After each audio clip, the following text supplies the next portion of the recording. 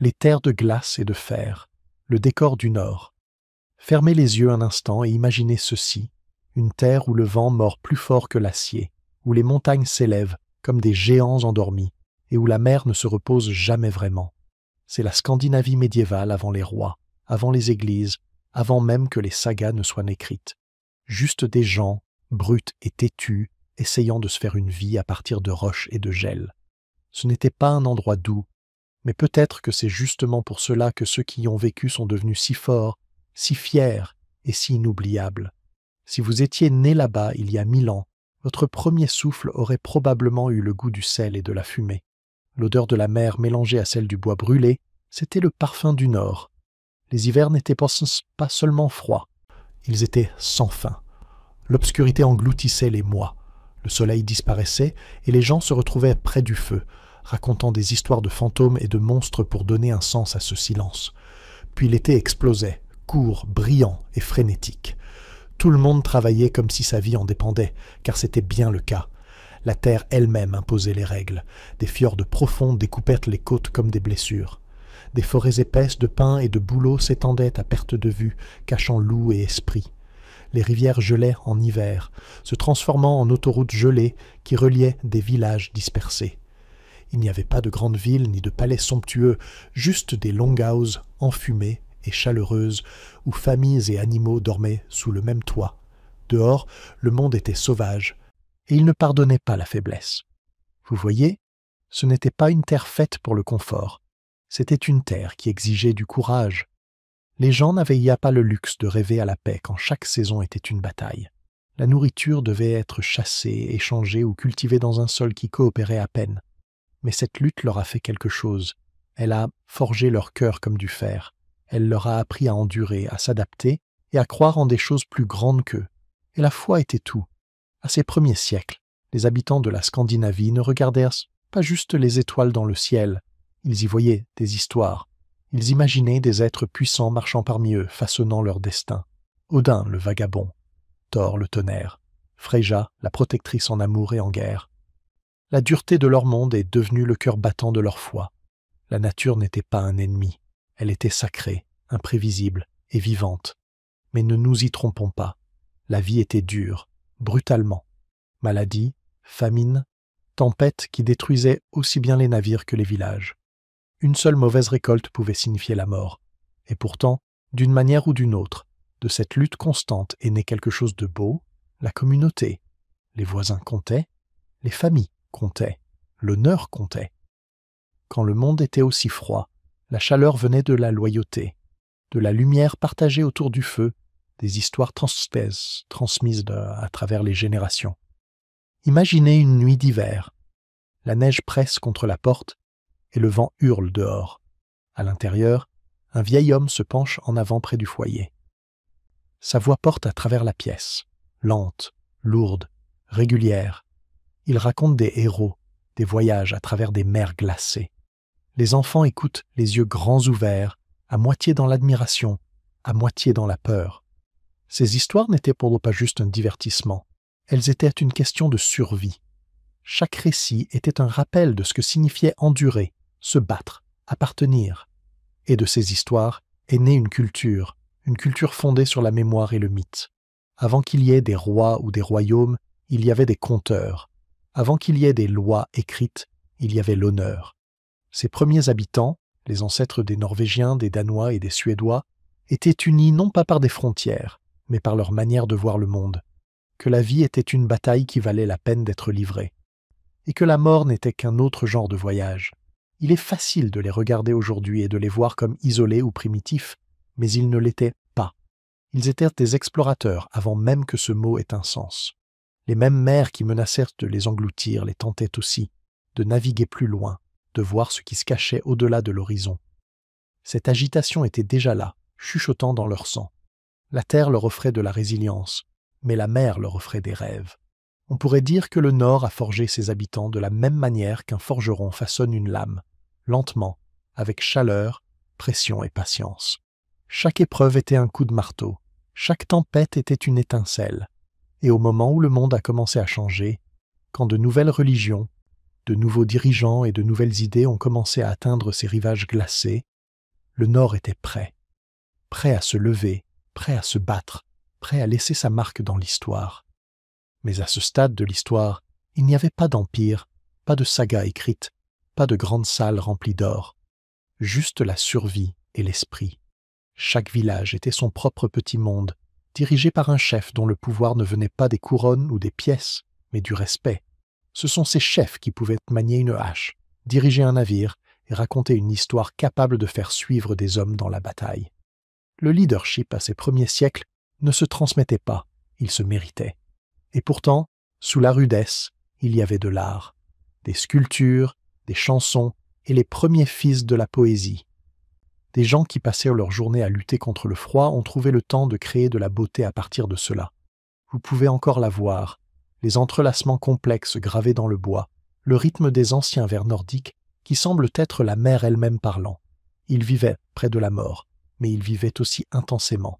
Alors, quand nous parlons de la Scandinavie médiévale, des rois, des sagas et des navires corses qui traversèrent les océans, tout commence ici, dans la terre de glace et de fer. Un endroit qui exigeait tout et, en retour, donnait à ses habitants quelque chose de plus fort que le confort. Un but, un genre de but qui pouvait construire des royaumes et porter des histoires à travers les siècles. Le Nord n'a pas seulement créé des survivants, il a créé des croyants, des rêveurs et des guerriers qui allaient bientôt entrer dans la légende. Mais avant les navires et les batailles, avant que les croyances et les croix ne s'élèvent sur leurs collines, il n'y avait que cela, vent, roches et lumière du feu, le début de tout ce qui allait suivre. Et c'est là que notre histoire commence vraiment. Pillard ou marchand, le paradoxe viking. Quand vous entendez le mot viking, quelle image vous vient à l'esprit? Probablement un homme sauvage avec une barbe, balançant une hache, criant au milieu du bruit des vagues, peut-être même portant l'un de ces casques à cornes que Hollywood semble incapable de lâcher. Mais la vérité, comme elle l'est souvent, est plus compliquée, plus étrange et beaucoup plus humaine. Parce que les Vikings n'étaient pas seulement des pillards, ils étaient aussi des marchands, des colons et des explorateurs. Ils pouvaient brûler votre village une semaine et vous vendre de la soie fine la suivante. C'est le paradoxe du Nord. Les mêmes gens qui ont terrifié l'Europe l'ont aussi construite. Tout a commencé par la faim, pas seulement pour la nourriture, mais pour l'opportunité. Les terres de la Scandinavie étaient belles, certes, mais dures. Le sol était mince, les hivers longs, et la population grandissait. Les jeunes hommes avaient besoin de quelque chose à faire et quelque part où aller. Alors, ils se sont tournés vers la mer. Et la mer, comme elle l'avait toujours été, offrait à la fois des promesses et des dangers. Leurs dracars, ces œuvres d'art rapides et mortelles, étaient leur billet pour le monde plus large. Ces navires n'étaient pas seulement des machines de guerre, c'étaient des merveilles polyvalentes, rapides, flexibles, assez peu profonds pour naviguer sur les rivières et assez robustes pour survivre aux traversées océaniques. Cette conception a tout changé. Cela signifiait qu'un groupe d'hommes ambitieux pouvait traverser la mer du Nord, piller un monastère sur la côte anglaise et être de retour chez eux avant que quiconque ne sache ce qui s'était passé. Mais cela signifiait aussi qu'ils pouvaient parcourir des milliers de kilomètres pour échanger des biens, des fourrures, du fer, de l'ambre, des esclaves, avec des gens aussi éloignés que Byzance. Oui, ils étaient des pillards, ils frappaient fort et vite, et ils terrifiaient le monde chrétien. Les monastères étaient des cibles privilégiées, riches, isolées et non protégées. Les moines écrivaient à leur sujet avec horreur, les appelant des loups de la mer. Mais ce que ces moines ne voyaient pas, c'était ce qui se passait après les raids, les établissements, les marchés, l'échange de culture. Les mêmes hommes du Nord qui brûlaient une côte finiraient par bâtir des villes sur une autre. Le premier raid viking qui entra dans les livres d'histoire eut lieu à la fin du 8e siècle, lorsqu'ils attaquèrent Lindisfarne, un monastère tranquille au large de la côte anglaise. Le monde changea du jour au lendemain. Pour les peuples d'Europe, cela sembla être le chaos venu de la mer. Pour les Vikings, c'était simplement des affaires. Ils ne considéraient pas cela comme un acte maléfique. Pour eux, c'était une opportunité. La richesse était la richesse, et si elle pouvait être prise, elle le serait. Mais voici la partie qu'il était facile de manquer. La plupart des Vikings n'étaient pas du tout des pillards. Pour chaque homme qui partait en raid, des dizaines restèrent derrière, à cultiver, construire, commercer, élever des familles. Le pillage était un travail saisonnier, une chance de faire des richesses rapides ou de gagner de la renommée, Mais le commerce était la véritable colonne vertébrale de leur succès. Les Vikings ont construit d'immenses réseaux qui s'étendèrent du froid nord jusqu'au désert d'Arabie. Ils rapportèrent de l'argent du califat, de la soie de l'Est et des idées de partout entre les deux. Pensez-y, dans le même port, vous pouviez trouver un guerrier vendant des esclaves, un artisan sculptant des bijoux et un prêtre murmurant des bénédictions aux forces invisibles. Leur monde était un mélange de violence et de commerce, de foi et d'ambition. Même les grands centres commerciaux, des lieux comme Hedeby, Birka et Kaupang, commencèrent comme des marchés saisonniers et devinrent des villes prospères. Ce n'étaient pas des avant-postes barbares, ce furent les premières étincelles de la vie urbaine dans le Nord. Et ces marchands n'étaient pas toujours des hommes de guerre. Beaucoup étaient de fins négociateurs, des voyageurs polyglottes qui savaient lire le visage d'un étranger mieux que n'importe quelle épée. Ils apprirent rapidement que la peur ouvrait des portes, mais que la confiance les gardait ouvertes. Avec le temps, les Vikings devinrent aussi célèbres pour leur artisanat et leurs routes commerciales que pour leurs raids. Ils servaient même de garde du corps dans des cours étrangères. La garde varangienne à Constantinople, par exemple, une force d'élite de guerriers nordiques jurés de protéger l'empereur byzantin. Cependant, leur réputation de sang et de feu persistait, en partie parce que c'était vrai. Lorsqu'ils se battaient fort. Ils ne se contentèrent pas de prendre de l'or, ils prenaient des terres, des femmes et du pouvoir. Les îles britanniques, l'Irlande, le nord de la France, toutes portent les traces de cette férocité. Des villes comme Dublin et York ont été construites sur des fondations vikings. La Normandie, littéralement terre des hommes du Nord, fut donnée à un chef viking nommé Rollo, qui s'y installa au lieu de la brûler. Voilà l'étrange équilibre de l'ère viking. Destruction et création se produisant côte à côte. Il démolissait ce qui était faible et construisait en quelque chose de plus solide à sa place. Il répandait la terreur, oui, mais aussi la technologie, la construction navale, le commerce, l'artisanat, la langue. Leur influence a façonné l'Europe médiévale plus que la plupart des rois n'auraient pu le faire. Et peut-être que c'est pour cela que le monde n'a jamais su vraiment comment les considérer. Même les sagas racontent cette histoire sous deux angles. Certaines louent les pillards comme des héros, courageux, rusés, intrépides. D'autres mettent en garde contre la cupidité et la trahison. Les mêmes mains qui levaient une épée pouvaient sculpter un poème. Les mêmes lèvres qui criaient au combat pouvaient chanter l'amour et la perte.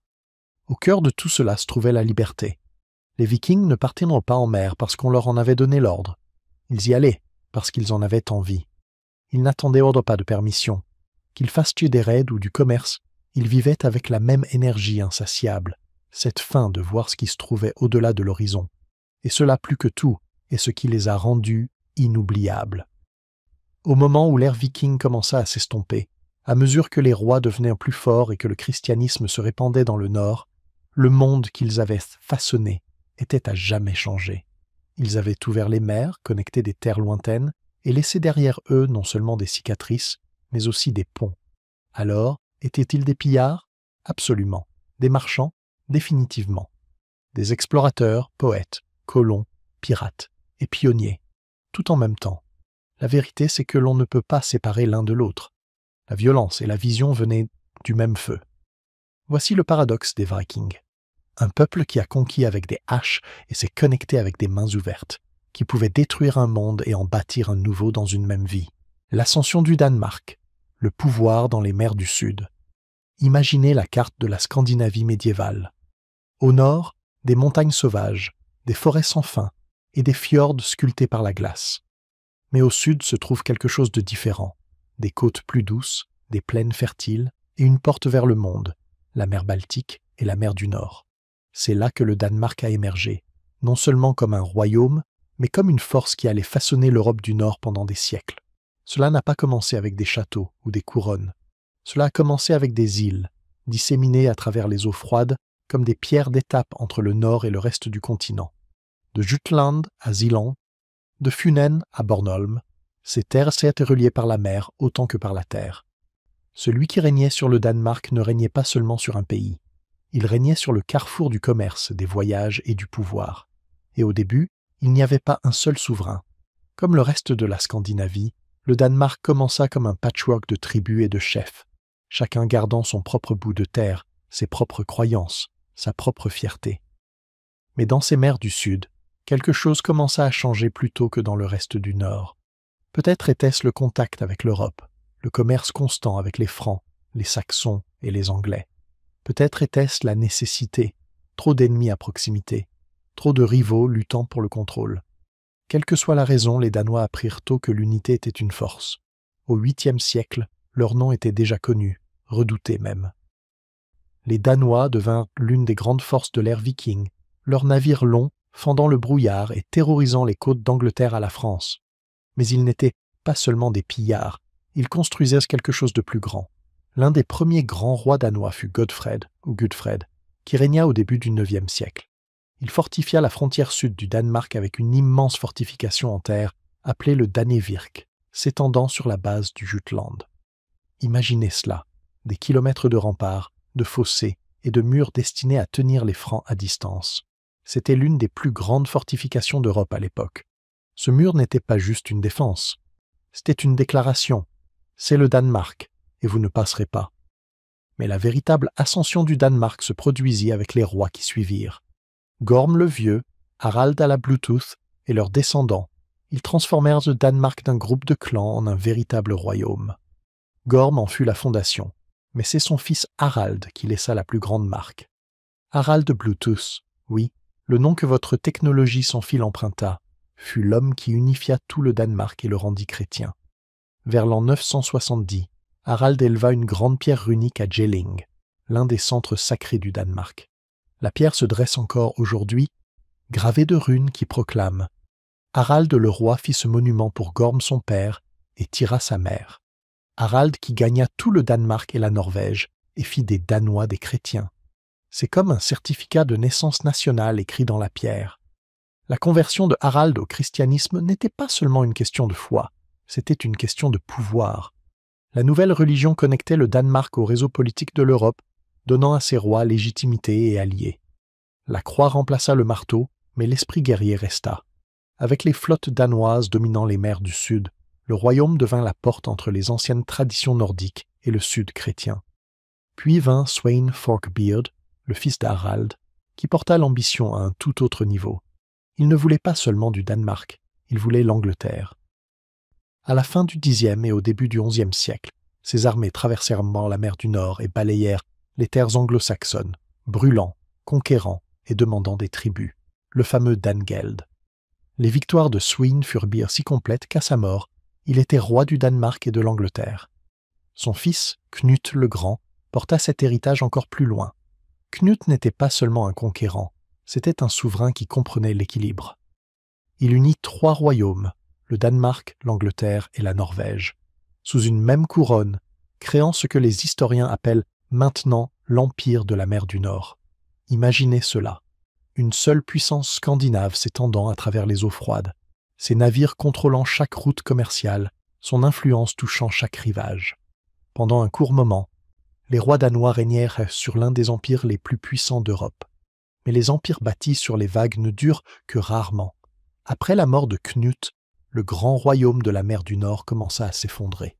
L'Angleterre se détacha, la Norvège devint agitée et les rivalités internes revinrent. Pourtant, le Danemark lui-même resta fort. Ses rois construisirent des églises, frappèrent la monnaie et étendirent le commerce. Des villes comme Roskilde, Ribe et Hedeby se développèrent en centres florissants de commerce et de culture, des endroits où des marchands venus de Byzance et de Bagdad pouvaient être trouvés. Ce qui est remarquable, c'est la capacité d'adaptation du Danemark. Quand les raids perdirent leur gloire, les Danois devinrent commerçants. Quand les anciennes traditions s'estompèrent, ils construisirent des cathédrales. Quand les empires s'effondrèrent, ils survécurent. Ils étaient le cœur méridional du Nord, le pont entre le monde viking sauvage et l'Europe chrétienne émergente. Et si vous regardez d'un peu plus près, l'ascension du Danemark posa les bases de tout ce qui suivit, pour la propagation de l'influence scandinave, pour l'équilibre des puissances à travers la mer Baltique et pour la formation des royaumes nordiques qui existent encore aujourd'hui. L'histoire du Danemark n'est pas simplement celle de la conquête, c'est celle de la transformation, des guerriers aux rois, des pillards aux souverains, des partisans de Thor aux serviteurs du Christ. Les Danois n'ont pas seulement survécu au changement, ils l'ont maîtrisé. Alors la prochaine fois que vous voyez ce petit symbole bleu Bluetooth sur votre téléphone, pensez à Harald Bluetooth, le roi qui unifia son peuple et relia le Nord au monde. Parce que de bien des manières, c'est ce que le Danemark a toujours fait de mieux, connecter. Entre mer et terre, entre passé et futur, entre mythe et histoire. Un royaume né du sel et du vent, s'élevant des mers du sud pour façonner l'histoire du Nord. Les trônes de montagne de Norvège, roi des fjords et des flammes. Fermez les yeux et imaginez un pays de pierres et de tempêtes, des montagnes s'élevant comme des murs contre le ciel, des cascades tenant dans des fjords profonds, et l'odeur du sel portée par un vent froid et acéré. C'est la Norvège, un endroit à la fois beau et brutal, où la nature semble elle-même mettre à l'épreuve ceux qui y vivent. Et c'est de cette sauvagerie qu'est né un type de roi unique. Des souverains forgés non dans des palais de marbre, mais dans le rugissement de la mer et le silence des montagnes. L'histoire de la Norvège n'a jamais été celle d'une unité facile. Sa géographie seule rendait cela presque impossible. Chaque fjord était un monde à part, chaque vallée un petit royaume avec son propre chef et ses guerriers. Voyager entre ces régions signifiait traverser des montagnes ou naviguer sur des eaux traîtresses. Ainsi, pendant des siècles, la Norvège n'était pas une seule nation, c'était des dizaines de petits royaumes, liés uniquement par une langue commune, des croyances païennes partagées et une obstination commune. Puis vint le rêve, ou peut-être l'obsession, d'une couronne unique. L'homme qui poursuivit ce rêve pour la première fois fut Harald à la belle chevelure, un nom que chaque enfant norvégien apprendrait un jour. On raconte que Harald jura de ne ni couper ni peigner ses cheveux tant qu'il n'aurait pas conquis toute la Norvège. Les années passèrent, des batailles éclatèrent, et sa chevelure dorée grandit, longue et sauvage, jusqu'à ce que, un par un, les rois locaux tombent ou se prosternent. Lorsqu'enfin il se tint victorieux, il se lava et peigna ses cheveux, méritant ainsi le nom de Harald à la belle chevelure. Le triomphe de Harald vers la fin du IXe siècle ne portait pas seulement sur des terres. Il s'agissait de vision, l'idée que ce pays sauvage et fragmenté pourrait se tenir uni. Mais l'unité avait un prix. De nombreux chefs refusèrent de se soumettre. Certains s'enfuirent à travers la mer, s'installant dans les Orcades, les Shetland, voire en Islande. On pourrait dire que le royaume de Norvège est né dans le sang et l'exil. Les descendants de Harald régnèrent à travers la turbulence et l'ambition. Son fils, Éric le Sanglant, vécut à la hauteur de son nom, un guerrier aussi impitoyable qu'intrépide, inscrivant son nom dans les sagas et les légendes. Mais c'est sous Olaf Tryggvason, et plus tard Saint Olaf, que la couronne de Norvège commença à prendre une signification plus profonde, non seulement le pouvoir, mais aussi un but. Olaf Tryggvason était le genre d'homme qui semblait plus grand que nature. Un viking de naissance, un vagabond par destin, il retourna chez lui après des voyages lointains, déterminé à christianiser la Norvège, par persuasion si possible, par le feu si nécessaire. Les sagas racontent qu'il brisa des idoles, baptisa des chefs et brûla ceux qui refusaient. Cela semble dur aujourd'hui, mais à l'époque, pouvoir et foi marchèrent main dans la main. Pour Olaf, unir la Norvège signifiait unir son âme. Puis vint Olaf Haraldsson, l'homme que l'histoire se souvient sous le nom de Saint Olaf. Il poursuivit cette mission, alliant épée et sermon de manière égale. Son règne fut court et sa fin brutale. Il fut tué lors de la bataille de Stiklestad en l'année 1030. Mais sa mort devint quelque chose de plus grand. Des miracles se produisaient là où il était tombé. Son corps fut emmené à Nidaros, aujourd'hui Trondheim, et là, une cathédrale s'éleva au-dessus de sa tombe. Saint Olaf devint le roi éternel de Norvège, non pas un souverain d'armée, mais des cœurs. Même si le christianisme s'imposa, l'esprit ancien norrois ne disparut jamais complètement. On peut le sentir dans les sagas, cette indépendance sans repos, cette fierté de tenir tête à l'impossible. Les rois de Norvège portaient peut-être des croix, mais ils régnaient toujours avec le feu des anciennes traditions dans leur sang. Au temps du roi Magnus le Bon, puis plus tard de Harald Hardrada, le roi dur, la Norvège était devenue une puissance sur la scène mondiale. La vie de Harald Hardrada ressemble à une saga à elle seule. Un guerrier qui combattit dans des terres lointaines, servit dans l'Empire byzantin et retourna chez lui pour revendiquer son trône. Il était audacieux, brillant et totalement implacable, le dernier grand roi viking.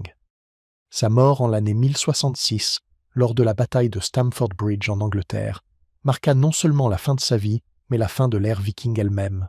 Cependant, même après la fin de l'âge des raids, les rois de Norvège continuèrent à façonner leurs terres avec la même courage obstiné. Ils construisirent des églises dans des vallées où se tenaient autrefois des temples dédiés à Thor, gravèrent des lois là où régnait le chaos, et tentèrent, toujours, de maintenir ensemble un peuple séparé par montagnes et mers. La force de la Norvège ne résidait jamais dans sa richesse ou ses villes. Elle résidait dans son peuple, pêcheurs, fermiers, marins et guerriers qui vivaient près du bord du monde et apprenaient à y prospérer. Les rois de Norvège régnaient non seulement par des épées, ils régnaient par l'exemple, par l'endurance.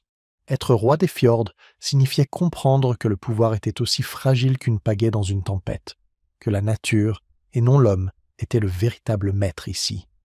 Même aujourd'hui, si vous naviguez à travers ces fjords profonds, ou vous tenez sous les aurores boréales, vous pouvez presque sentir la présence de ces anciens souverains, leurs histoires portées par le vent, leur courage écrit dans les falaises. Les sagas les appellent rois, mais ils étaient aussi des survivants, des hommes de flamme dans un pays de glace, qui transformaient l'adversité en gloire. Ainsi, lorsque vous pensez à la Scandinavie médiévale, ne vous imaginez pas seulement des trônes et des couronnes. Pensez à la Norvège, un royaume construit non sur la pierre, mais sur la volonté. Une terre où les rois étaient nés du sel, de la tempête et de l'orgueil obstiné. Là où les montagnes gardaient leurs secrets et où la mer chantait des héros longtemps disparus. Les rois des fjords et des flammes, ils ne régnaient pas seulement sur leur peuple.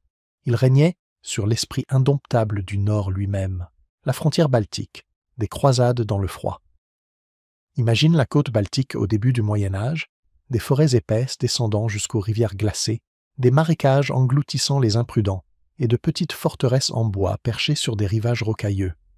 C'est un monde froid, humide et sauvage. Et pourtant, cette lointaine frontière de l'Europe devint la scène de l'un des chapitres les plus brutaux et les plus marquants de l'histoire scandinave, les croisades du Nord. Au XIIe siècle, le christianisme s'était déjà enraciné en Scandinavie, mais les terres à l'est restaient un patchwork de tribus païennes, les Finnois, les Estoniens, les Livoniens et les Prussiens. Ces peuples vivaient depuis des siècles au rythme des forêts et des rivières, fidèles à leurs croyances anciennes et farouchement protecteurs de leur territoire. Pour les rois et chevaliers chrétiens venus du Danemark, de Suède et du Saint-Empire romain germanique, ces terres représentaient à la fois un défi et une promesse. Elles n'étaient pas simplement lointaines, elles formaient une véritable frontière, un lieu où la foi, le pouvoir et la conquête s'entremêlaient. Les croisades dans la région baltique n'avaient rien à voir avec celles de Terre Sainte. Pas de désert, pas de rois lointains, pas de sites sacrés célèbres. Ici, les champs de bataille étaient des forêts embrumées, des rivières gelées et des plaines glaciales. L'objectif était de convertir les populations locales au christianisme, mais aussi de soumettre leur territoire au contrôle scandinave. C'était une alliance de foi et de politique, indissociable et souvent mortelle. La Suède, en particulier, vit une opportunité le long de la côte orientale de la mer Baltique. Ses rois envoyèrent des expéditions vers ce qui est aujourd'hui la Finlande, y bâtissant des forts et des églises, baptisant les habitants et consolidant leur pouvoir. Le Danemark, lui, se tourna vers le sud, vers les terres que nous appelons aujourd'hui l'Estonie et la Lettonie, tandis que les ordres croisés allemands, comme les frères de l'épée de Livonie, avancèrent depuis le sud. La frontière baltique devint alors un patchwork de forteresses, de villages convertis et de terres disputées. Les campagnes furent rudes. Les forêts abritèrent des embuscades, les rivières gelées sans prévenir, et les guerriers locaux connaissaient le terrain bien mieux que les envahisseurs. Les batailles ne se résumèrent pas aux épées et aux lances. Elles se menaient aussi par la ruse, attaques surprises, villages incendiés, raids en plein hiver. Les survivants racontèrent les lacs gelés, les forteresses en flammes et les marches interminables à travers une neige qui semblait ne jamais finir. La terre elle-même devenait un ennemi. Pourtant, ces croisades transformèrent profondément la région. Les forts devinrent des villes, les églises ancrèrent sur les communautés et les colons scandinaves se mêlèrent aux populations locales. Le commerce se développa le long des rivières et des côtes, faisant circuler l'argent, les fourrures et d'autres biens venus du cœur des forêts vers le reste du monde. D'une certaine façon, les croisades du Nord furent autant un acte de civilisation qu'une conquête, même si cette civilisation s'imposait par le feu et le sang. Religion et pouvoir restaient indissociables. Les rois et les chevaliers présentèrent leurs campagnes comme des missions sacrées, mais la réalité était bien plus complexe. Les chefs païens n'étaient pas seulement des ennemis de la foi, ils représentaient aussi des obstacles à la richesse, à l'influence et à l'expansion territoriale. En même temps, ces croisades permirent aux monarques scandinaves de renforcer leur légitimité et d'étendre leur pouvoir bien au-delà de leurs frontières traditionnelles. La conversion, qu'elle soit volontaire ou forcée, devint un outil de gouvernement autant que de religion. Le coût humain fut immense. Beaucoup de populations locales furent déplacées, réduites en esclavage ou massacrées. Les croisés, souvent descendants de vikings, périrent eux aussi dans les rivières gelées ou dans des embuscades en pleine forêt. Et pourtant, à la fin du XIIe et au début du XIIIe siècle, la frontière baltique avait profondément changé. Le christianisme, les fortifications et l'influence scandinave s'étaient imposés dans toute la région, laissant une empreinte durable sur la langue, la loi et la culture. Ce qui rend les croisades baltiques si remarquables, c'est leur cadre. Contrairement aux croisades méditerranéennes ou orientales, le Nord imposait ses propres épreuves. L'hiver pouvait immobiliser une armée, la glace se brisait sous les chevaux les plus robustes, et le brouillard pouvait dissimuler aussi bien l'ennemi que l'allié. Survivre à cette terre exigeait plus que de la force. Il fallait de l'endurance, de la patience et de l'ingéniosité, des qualités que les Scandinaves cultivaient depuis des générations.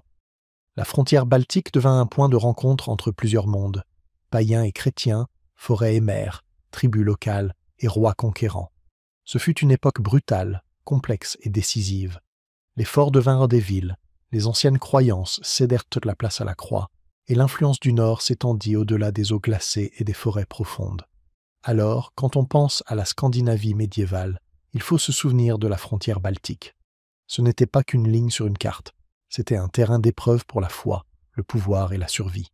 C'est là que les épées rencontrèrent sur le froid, que les saints marchèrent aux côtés des guerriers et que le Nord grava son influence sur des terres qui avaient résisté au monde pendant des siècles. Les croisades y furent dures, oui, mais elles façonnèrent la Scandinavie telle qu'on la connaît dans l'histoire, un peuple prêt à dépasser ses rivages, même dans le froid inconnu. Rois et hommes de loi, l'ordre né du chaos. Imagine le chaos de la Scandinavie médiévale naissante. Des fjords parsemés de petits villages, des forêts abritant des clans rivaux, et chaque vallée résonnant du fracas des épées pour des querelles, aussi bien futiles que meurtrières. Il n'existait aucune autorité unique, aucun tribunal où faire appel, aucune garantie que la justice serait équitable, seulement la force de l'individu, la loyauté de la famille et la menace de la vengeance. Dans ce monde, le pouvoir et la loi devaient être créés à partir de rien, souvent dans le sang et le compromis. Avant que les rois puissent imposer leur obéissance, les communautés s'appuyaient sur des chefs et des assemblées locales, appelées les things. Ces rassemblements étaient remarquables, de véritables tribunaux en plein air où les hommes libres exprimaient leurs griefs, réglaient des différends et décidaient des affaires d'héritage, de mariage ou de crime. Imagine-toi debout dans une clairière, entouré de centaines de voisins, chacun écoutant, débattant et jugeant. Les décisions étaient contraignantes, soutenues par l'honneur et, si nécessaire, par la force. Le thing était une forme brute de démocratie, mais aussi impitoyable dans ses conséquences. À mesure que l'âge des Vikings laissait place à des royaumes plus centralisés, les rois commencèrent à émerger comme l'ultime source d'autorité. Des figures comme Harald à la belle chevelure en Norvège ou Gorm le Vieux au Danemark comprirent qu'une loi seule ne suffisait pas à unir un peuple. Le pouvoir devait être visible, imposable et soutenu par la force. Ces premiers monarques marchèrent sur une ligne fine, respectaient les anciennes coutumes tout en affirmant leur autorité quand il le fallait. Trop de force pouvait déclencher une révolte, trop peu, et le royaume risquait de se fragmenter en querelle. L'une des innovations les plus marquantes de cette époque fut la codification des lois. En Islande, par exemple, les gragas, les lois de loi grises, rassemblèrent des siècles de coutumes orales, transformant la tradition en précédents écrits. Ailleurs, les rois suivirent l'exemple et firent rédiger des codes de loi mêlant pratiques locales et autorité royale.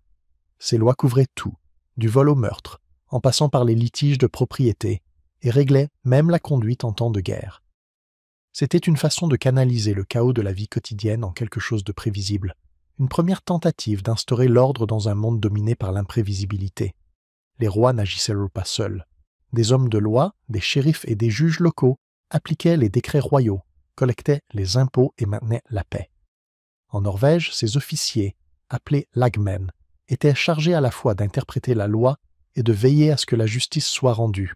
Leur autorité reposait souvent sur leur réputation personnelle et leur lien avec les élites locales, créant un pont entre la monarchie et la communauté. D'une certaine façon, ils étaient le ciment qui maintenait tout le système en place. Les querelles, bien sûr, ne disparurent jamais complètement. Même avec des rois et des lois, les meurtres de vengeance restaient fréquents et l'honneur exigeait toujours la riposte. Les sagas regorgent d'histoires où une simple insulte provoque une spirale de violence durant des générations. Mais à mesure que les monarques renforcèrent leur pouvoir, ils commencèrent à intervenir pour arbitrer les conflits, affirmant que la justice du roi surpassait la lame de l'épée. Peu à peu, la culture de la vengeance personnelle céda la place à une justice centralisée, une transformation qui façonna la Scandinavie médiévale. Le commerce, l'impôt et l'influence de l'Église contribuèrent aussi à façonner la loi et le gouvernement. Les rois avaient besoin de ressources pour entretenir leurs armées et fortifications, tandis que les dirigeants chrétiens promouvaient des codes moraux inspirés de la foi. La loi devint alors non seulement un outil d'ordre, mais aussi un symbole de légitimité, la preuve tangible que le roi pouvait apporter la stabilité dans un monde longtemps nourri par le chaos. L'évolution du droit en Scandinavie fut pragmatique, née de la nécessité. Dans les hivers rudes, les disputes autour des terres, du bétail ou des droits de pêche pouvaient tourner au drame. Sans règles claires ni application ferme, la société aurait sombré. En combinant coutumes locales, autorité royale et, plus tard, orientation religieuse, les rois et les hommes de loi bâtirent une structure qui permit au royaume de durer, de prospérer et d'interagir avec le reste du monde. Ce système n'était pas parfait. La corruption, le favoritisme et les rébellions subsistaient. Mais comparé à l'époque où seule la force dictait la survie, ces évolutions furent révolutionnaires. Les communautés pouvaient enfin se projeter, le commerce s'épanouissait, et les souverains pouvaient affirmer leur pouvoir sur des territoires bien plus vastes qu'une simple vallée ou un fjord. L'ordre, fragile et constamment mis à l'épreuve, devenait enfin possible. Alors, quand tu penses à la Scandinavie médiévale, souviens-toi que l'histoire des rois et des hommes de loi ne parle pas seulement d'épée ou de bataille. C'est l'histoire d'un peuple apprenant à dompter le chaos, à transformer la violence en justice et à construire des systèmes qui allaient durer des siècles. Le Nord était sauvage, oui, mais grâce aux lois, aux assemblées et à des dirigeants déterminés, il devint un monde où même le plus farouche des guerriers devait répondre à quelque chose de plus grand que lui. L'ordre né du chaos n'était pas qu'un idéal, c'était une question de survie. L'union de Kalmar, une couronne, 3 royaumes. Imaginez une carte de la Scandinavie à la fin du XIVe siècle. Le Danemark, la Norvège et la Suède, chacun avec son propre roi, ses propres traditions et ses propres peuples fiers. Maintenant, imaginez une idée qui se propage à travers ces terres, une couronne pour les unir toutes. Cette idée devint réalité en l'an 1397 avec la formation de l'Union de Kalmar, une expérience audacieuse en matière de gouvernance médiévale qui allait façonner le Nord pendant plus d'1 siècle. L'union a été orchestrée par la reine Marguerite I du Danemark, l'une des dirigeantes les plus remarquables de l'histoire scandinave. Elle était astucieuse, ambitieuse et politiquement perspicace, des qualités nécessaires pour maintenir ensemble 3 royaumes plus habitués à la rivalité qu'à la coopération.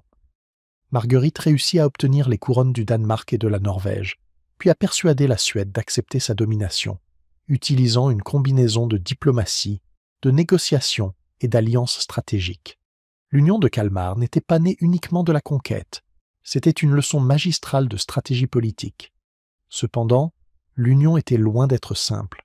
Le Danemark était le partenaire dominant, contrôlant une grande partie de l'administration et de la politique royale. La Norvège, liée géographiquement et économiquement au Danemark, suivait souvent l'exemple danois, tandis que la Suède, avec sa noblesse puissante et son esprit indépendant, résistait aux tentatives de centralisation. L'union nécessitait un équilibre délicat, apaiser les élites locales, respecter les coutumes régionales et maintenir la loyauté des royaumes tout en projetant l'unité. L'économie jouait un rôle central. L'Union de Kalmar contrôlait des routes commerciales vitales dans les mers Baltiques et du Nord, ce qui donnait au monarque un levier important sur les marchands, les villes et les États voisins. Les riches mines de cuivre et de fer de la Suède devenaient des atouts essentiels, tandis que la Norvège et le Danemark fournissaient du bois, des pêcheries et des ports stratégiques. Marguerite et ses successeurs Comprenez que contrôler le commerce était aussi important que contrôler les armées. La religion a également joué un rôle dans l'unification des royaumes. La foi chrétienne partagée fournissait un cadre pour la légitimité et l'autorité morale. Les évêques et les monastères servaient de conseillers et d'administrateurs, aidant à faire respecter les lois et à résoudre les différends. L'Église est devenue une force stabilisatrice, même si des tensions existaient entre la noblesse locale et la couronne centrale. Malgré son potentiel, l'union de Kalmar a toujours été fragile. Les nobles suédois résistaient à la domination danoise, ce qui a conduit à des rébellions périodiques et à des conflits internes. L'un des défis notables venait du roi Charles VIII de Suède, qui cherchait l'indépendance et entra souvent en conflit avec les dirigeants danois de l'Union. En même temps, les menaces extérieures, de la Ligue hanséatique, des États voisins et même de la piraterie interne, mettaient à l'épreuve la capacité de l'Union à maintenir sa cohésion. C'était une danse délicate, où la loyauté pouvait changer du jour au lendemain, et les alliances se brisaient aussi vite qu'elles se formaient. Marguerite elle-même s'est avérée être le ciment qui a maintenu l'Union ensemble pendant sa vie. Son autorité, son intelligence et sa vision ont permis une stabilité relative et une croissance économique. Mais après sa mort en l'an 1429, les fissures de l'Union sont devenues plus visibles. Les disputes sur la succession, la fiscalité et les intérêts nationaux ont conduit la Suède à se séparer à plusieurs reprises et à revenir, créant un cycle de rébellion et de réconciliation qui allait définir l'Union pendant plus d'un siècle. L'Union de Kalmar a laissé un héritage durable. Elle a démontré que les royaumes scandinaves pouvaient coopérer à plus grande échelle, même si ce n'était pas parfait. Elle a montré l'importance de la diplomatie, de l'administration et des institutions partagées dans une région souvent marquée par la rivalité. Et bien que l'Union se soit finalement dissoute au début du XVIe siècle, l'idée d'unité et de collaboration est restée, influençant la politique du Nord pour les générations à venir. L'histoire de l'Union de Kalmar est une histoire d'ambition, de compromis et de vision. Ce fut une tentative audacieuse de créer la stabilité dans une région définie par la géographie, l'orgueil et la tradition. Elle était aussi un rappel que le pouvoir n'est jamais absolu. Même une couronne portée sur 3 royaumes doit naviguer à travers les tempêtes de l'ambition humaine, de la loyauté et du ressentiment. Ainsi, lorsque vous pensez à la Scandinavie médiévale, rappelez-vous de l'Union de Kalmar, une couronne tentant d'unir 3 royaumes fiers. C'était un rêve d'unité, une lutte politique et un chapitre qui a appris au Nord que la coopération, bien que difficile, était possible, même dans une terre où les montagnes, les fjords et les forêts semblaient souvent déterminés à séparer ces peuples. Des clans aux rois. La naissance du pouvoir. Il est difficile de l'imaginer aujourd'hui, mais avant les couronnes et les royaumes, avant que des noms comme Harald ou Knut ne résonnent dans les sagas, la Scandinavie n'était qu'un patchwork de clans. Des petites familles féroces, éparpillées à travers les forêts et les fjords, chacune s'accrochant à son propre morceau de terre comme s'il était le centre du monde. Pas de château, pas de trône, juste des longues entourées de champs, d'animaux et du bruit du vent. Le pouvoir n'était pas inscrit sur le papier, il se gagnait avec la loyauté, le sang et la force de la parole d'un homme. Si vous étiez né dans l'un de ces clans, votre monde était petit mais intense. Vous apparteniez à votre famille, à votre tribu, et peut-être à un chef local si vous aviez de la chance ou de la malchance, selon son tempérament. Tout le monde connaissait tout le monde. Les histoires racontées autour du feu n'étaient en pas celles de rois lointains. Elles parlèrent de la bataille de votre grand-père, du voyage commercial de votre oncle, ou de la querelle qui avait commencé parce que la vache de quelqu'un était entrée dans le mauvais champ. Ces querelles pouvaient durer des générations. Dans le Nord, la mémoire était longue et le pardon rare. À l'époque, la force ne se mesurait pas seulement à la capacité de manier une épée. Un vrai leader devait être malin. Il devait savoir quand se battre et quand parler, quand offrir des cadeaux et quand les retirer. Les chefs étaient comme la colle qui maintenait ces groupes éparpillés ensemble. Des seigneurs de guerre, des diplomates, des juges, tout cela à la fois. Ils n'étaient pas encore des rois. Pas comme nous les concevons, mais ils étaient sur les graines de cette idée. Chaque fois qu'un chef unifiait quelques villages sous sa bannière, l'idée d'un royaume se rapprochait un peu plus de la réalité. Mais unir les gens à l'époque n'était pas facile. La terre elle-même veillait à cela. Les montagnes séparaient les tribus, les fjords traversaient les territoires. Les hivers isolaient les villages pendant des mois. La seule véritable connexion passait par le commerce, et oui, par les raids. Un clan qui s'enrichissait en échangeant des fourrures, de l'ambre ou du fer pouvait soudainement se hisser au-dessus de ses voisins. La richesse signifiait des armes, les armes signifièrent des guerriers, et les guerriers signifièrent du pouvoir. Ce pouvoir commença à s'étendre au-delà des lignées de sang. Vous pouvez presque l'imaginer, un jeune chef debout sur une colline, regardant ses terres, réalisant que s'il pouvait rassembler encore quelques clans, il ne serait pas seulement un leader, il serait quelque chose de nouveau, quelque chose de plus grand, un roi. Bien sûr, tout le monde n'était pas d'accord. Le Nord ne renonçait pas facilement à son indépendance. Ces gens étaient fiers, têtus et fidèlement loyaux envers leur propre famille. Pour eux, se plier devant un autre homme, même un homme puissant, semblait être une erreur. Mais il y avait aussi des moments où l'unité signifiait survie.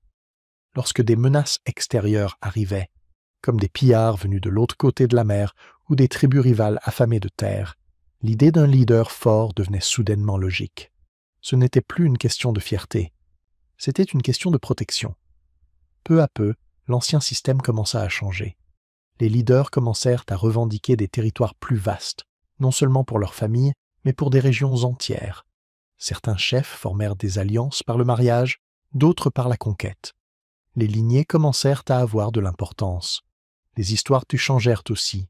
Les sagas commencèrent à louer non seulement les héros individuels, mais les rois qui apportèrent la paix et la prospérité, qui construisaient des routes, rassemblèrent des armées et jugeaient équitablement. L'idée de la royauté prenait forme, avant même que quelqu'un ne porte une couronne. Mais ce n'était pas une transformation propre. Le pouvoir avait un prix, et l'ambition portait toujours une ombre. Chaque leader monté en puissance avait des rivaux, des cousins, des frères, même des fils, qui voulaient ce même trône. La trahison n'était pas rare, elle était attendue. Les querelles qui avaient commencé entre villages se jouaient maintenant entre futurs rois. La différence était que les enjeux étaient plus élevés. Une bataille perdue pouvait signifier non seulement votre mort, mais l'effondrement de tout ce que vous aviez construit. Une des parties les plus fascinantes de cette période est de voir comment le leadership jonglait entre la force et la tradition. Avant l'arrivée du christianisme, la royauté avait un côté sacré. Un roi n'était pas seulement un homme avec des soldats. Sa chance, ou Aminja comme on l'appelait, était censée protéger la terre et ses récoltes. Si un roi perdait trop de batailles, ou si la famine frappait son peuple, il ne blâmait pas la météo, il le blâmait lui. Dans certaines vieilles histoires, les rois malchanceux étaient sacrifiés pour restaurer l'équilibre. C'est à quel point ils prenaient cela au sérieux. Mais la chance seule ne suffisait pas. Un roi devait récompenser la loyauté. L'art de donner des cadeaux devint presque une forme d'art. Des bracelets d'or, des armes fines et des festins étaient plus que de simples démonstrations de richesse. Ils étaient une preuve de générosité, un moyen de dire « Reste avec moi, batte-toi pour moi, et je m'assurerai que tu ne sois jamais oublié. » En retour, les guerriers offraient une dévotion absolue. Ce lien entre leader et suiveur définirait le Nord pendant des siècles. Et pourtant, les anciennes loyautés claniques n'ont jamais complètement disparu. Même lorsque des royaumes se formèrent, les gens s'identifiaient d'abord à leur communauté locale, leur fjord, leur vallée, leur famille. Cette tension entre fierté locale et autorité royale ne disparut jamais complètement. En fait, c'est ce qui rendit les premiers royaumes scandinaves si instables. Unir le Nord n'était pas comme appuyer sur un interrupteur, c'était comme forger du fer, lentement, chaudement et rempli d'étincelles.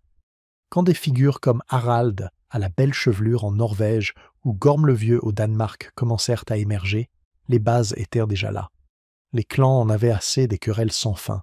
Le commerce apportait de nouvelles idées, de nouvelles richesses et de nouvelles armes. Le monde au-delà de la Scandinavie commençait à remarquer le Nord, et le Nord commençait à regarder en retour. Ainsi, des tribus dispersées et des familles têtues étaient nées quelque chose d'extraordinaire. La première vision de la royauté dans les terres mondiales froide.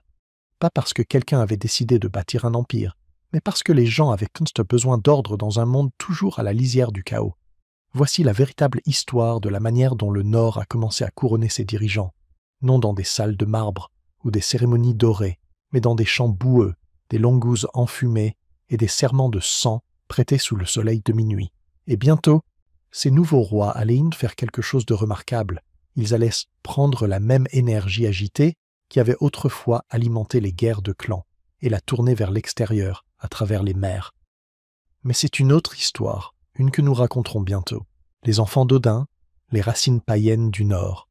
Avant qu'il y ait des églises, avant que quiconque murmure le nom du Christ dans l'air froid de la Scandinavie, le Nord avait ses propres esprits, pas distants, pas invisibles, mais vivants, respirants, des êtres qui semblaient marcher à travers le monde lui-même.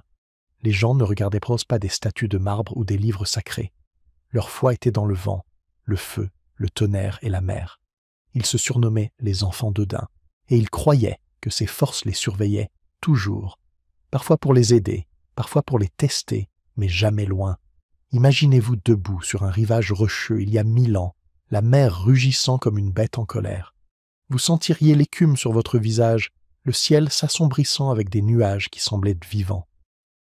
Ce n'était pas simplement de la météo pour eux, c'était Thor, chevauchant son char à travers la tempête, marteau en main, protégeant l'humanité des géants qui menaçaient le monde.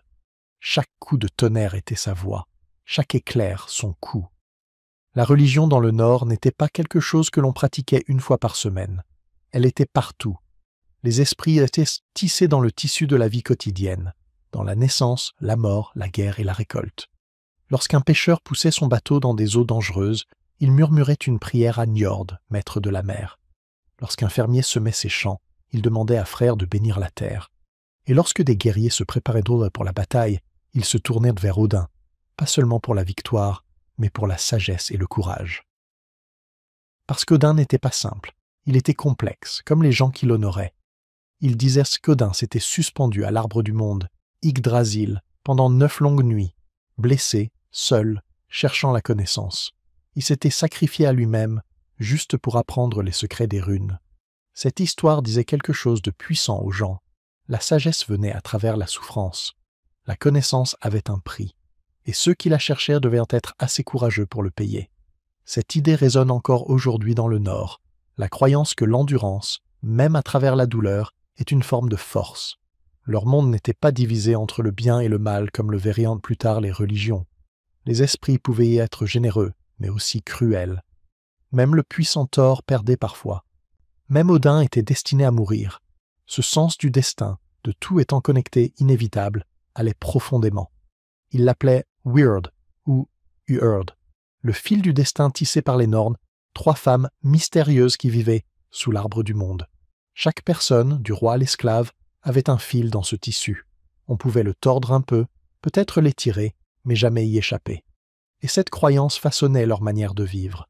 Quand la mort arrivait, ils ne la craignaient pas, ils l'affrontaient. Si vous mouriez courageusement, épée à la main, vous ne disparaissiez pas. Vous alliez à Valhalla, la grande salle d'Odin, où les guerriers tombés festoyaient et se battaient pour l'éternité, se préparant pour la bataille finale du Ragnarok, la fin du monde. Mourir dignement était le plus grand honneur. Vivre sans courage était la honte la plus profonde. Mais l'au-delà de chacun n'était pas toujours une guerre. Certaines âmes allèrent dans la salle de Freyja, Folkvangr. D'autres, dans le royaume ombragé de Hel, pas un lieu de tourment, mais une terre froide et calme pour ceux qui mouraient de mort ordinaire. La mort n'était pas une punition, c'était une continuation, un autre voyage. Les rituels eux-mêmes étaient terre à terre et proches de la nature. Les gens tenaient des sacrifices dans des bosquets sacrés, près de pierres gravées de runes ou autour de grands feux sous les étoiles. Des animaux étaient offerts, parfois même des humains dans les premiers temps, bien que cela devint rare plus tard. Ces actes n'étaient pas de la cruauté, du moins pas à leurs yeux. C'était une manière de maintenir l'équilibre avec les forces qui les entouraient, de rendre une part de la vie à ceux qui l'avaient ordonnée. Leurs prêtres étaient appelés Gothar, des hommes et parfois des femmes qui agissaient en tant qu'intermédiaires entre les gens et les forces sacrées. Ils connaissaient les anciennes chansons, les chants, le timing des rituels, mais la croyance n'était pas enfermée avec eux. Chaque foyer avait son propre petit autel, sa propre connexion avec l'invisible. Une famille pouvait verser de la bière pour honorer ses ancêtres, ou laisser de la nourriture près du feu pour les esprits bienveillants. La frontière entre l'humain et le sacré était mince, si mince qu'on pouvait presque la sentir se déplacer quand le vent changeait. Les forces qu'ils honoraient étaient des reflets de ce qu'était la vie dans le Nord. Odin, le sage vagabond, représentait la quête de sens. Thor, le fort protecteur, était la force qui tenait le chaos à distance. Freyja était l'amour, la fertilité et l'indépendance farouche. Loki Eh bien, Loki était le fauteur de troubles, le rappel que même dans un monde d'ordre, les espiègleries et le changement faisaient repartie de l'équilibre. Ensemble, ces êtres formaient un panthéon qui reflétait les gens qui racontaient leurs histoires, fiers, imparfaits et sans fin agités. Et ces histoires n'étaient pas juste pour divertir. Elles expliquaient pourquoi le monde était tel qu'il était, pourquoi le soleil se levait et se couchait, pourquoi l'hiver revenait, pourquoi le courage comptait. Les mythes donnaient forme au chaos. Ils faisaient en sorte qu'un monde dur ait un sens. Quand un enfant demandait pourquoi l'éclair frappait, il y avait une réponse. Quand quelqu'un mourait trop jeune, il y avait une histoire pour apaiser la perte. C'est ce que fait la croyance. Elle comble le silence entre les questions et la survie. Même après que le christianisme se soit répandu à travers la Scandinavie, la vieille foi ne disparut pas du jour au lendemain. Elle persista, dans les chansons, les noms de lieux, dans des habitudes que personne ne voulait abandonner. Les fermiers parlaient encore à la terre comme si elle écoutait. Les pêcheurs versaient encore une goutte de bière dans la mer avant de prendre la mer. La croix avait peut-être remplacé le marteau, mais l'esprit des anciennes façons était resté dans les os du peuple. Ainsi, quand nous parlons des enfants d'Odin, nous ne parlons pas seulement de guerriers anciens ou de païens oubliés. Nous parlons d'un état d'esprit, la croyance que la vie est un test, que le destin peut être affronté avec courage et que l'honneur survit à la mort. C'est le genre de foi qui ne disparaît pas facilement, parce qu'elle n'est pas construite sur la peur. Elle est construite sur le feu, le vent et l'idée inébranlable que le monde est vivant et que nous faisons partie de son histoire. C'était le Nord avant la croix, sauvage, sacré et indompté.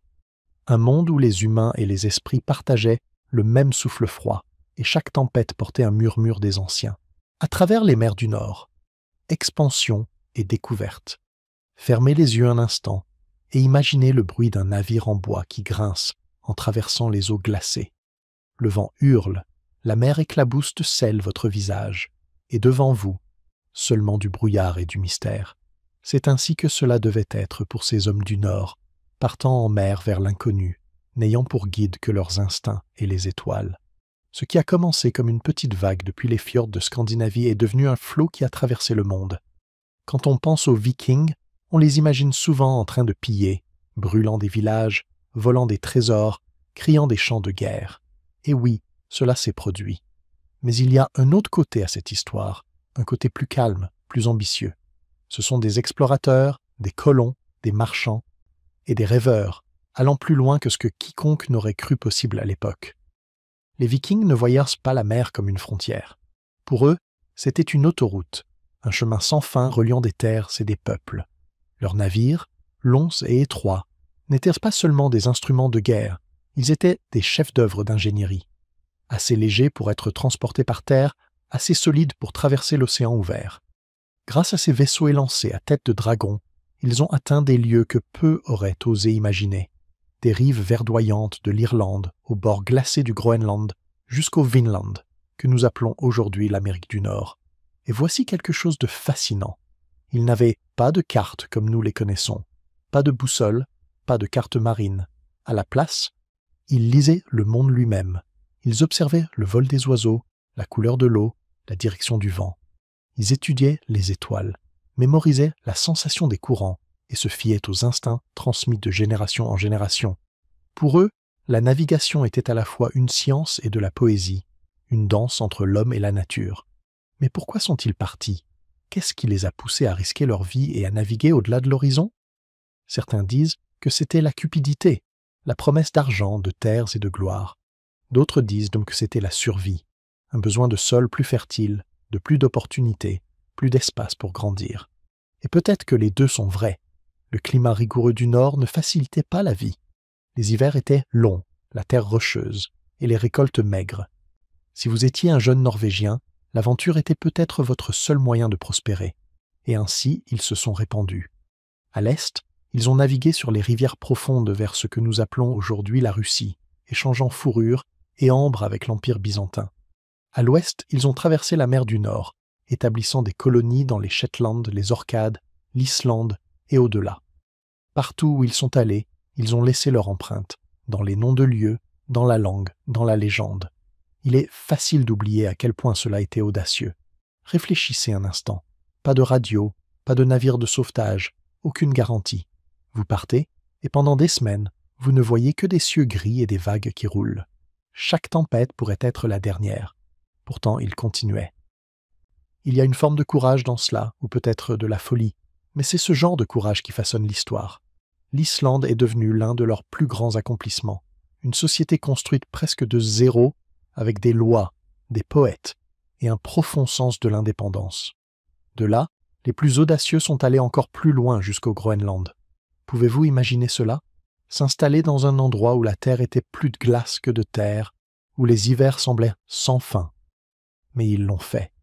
Ils ont construit des fermes, des églises, des maisons, portant un morceau de Scandinavie dans l'inconnu glacé. Puis vint la légende de Leif Erikson, fils d'Éric le Rouge, l'homme qui regarda vers l'ouest et vit un nouveau monde. Vers l'an 1000, Leif et son équipage débarquèrent à Vinland. Ils trouvèrent des forêts, des raisins et un climat doux. Pendant un instant, le monde nordique toucha l'Amérique du Nord, 500 ans avant Christophe Colomb. Cela n'a pas duré.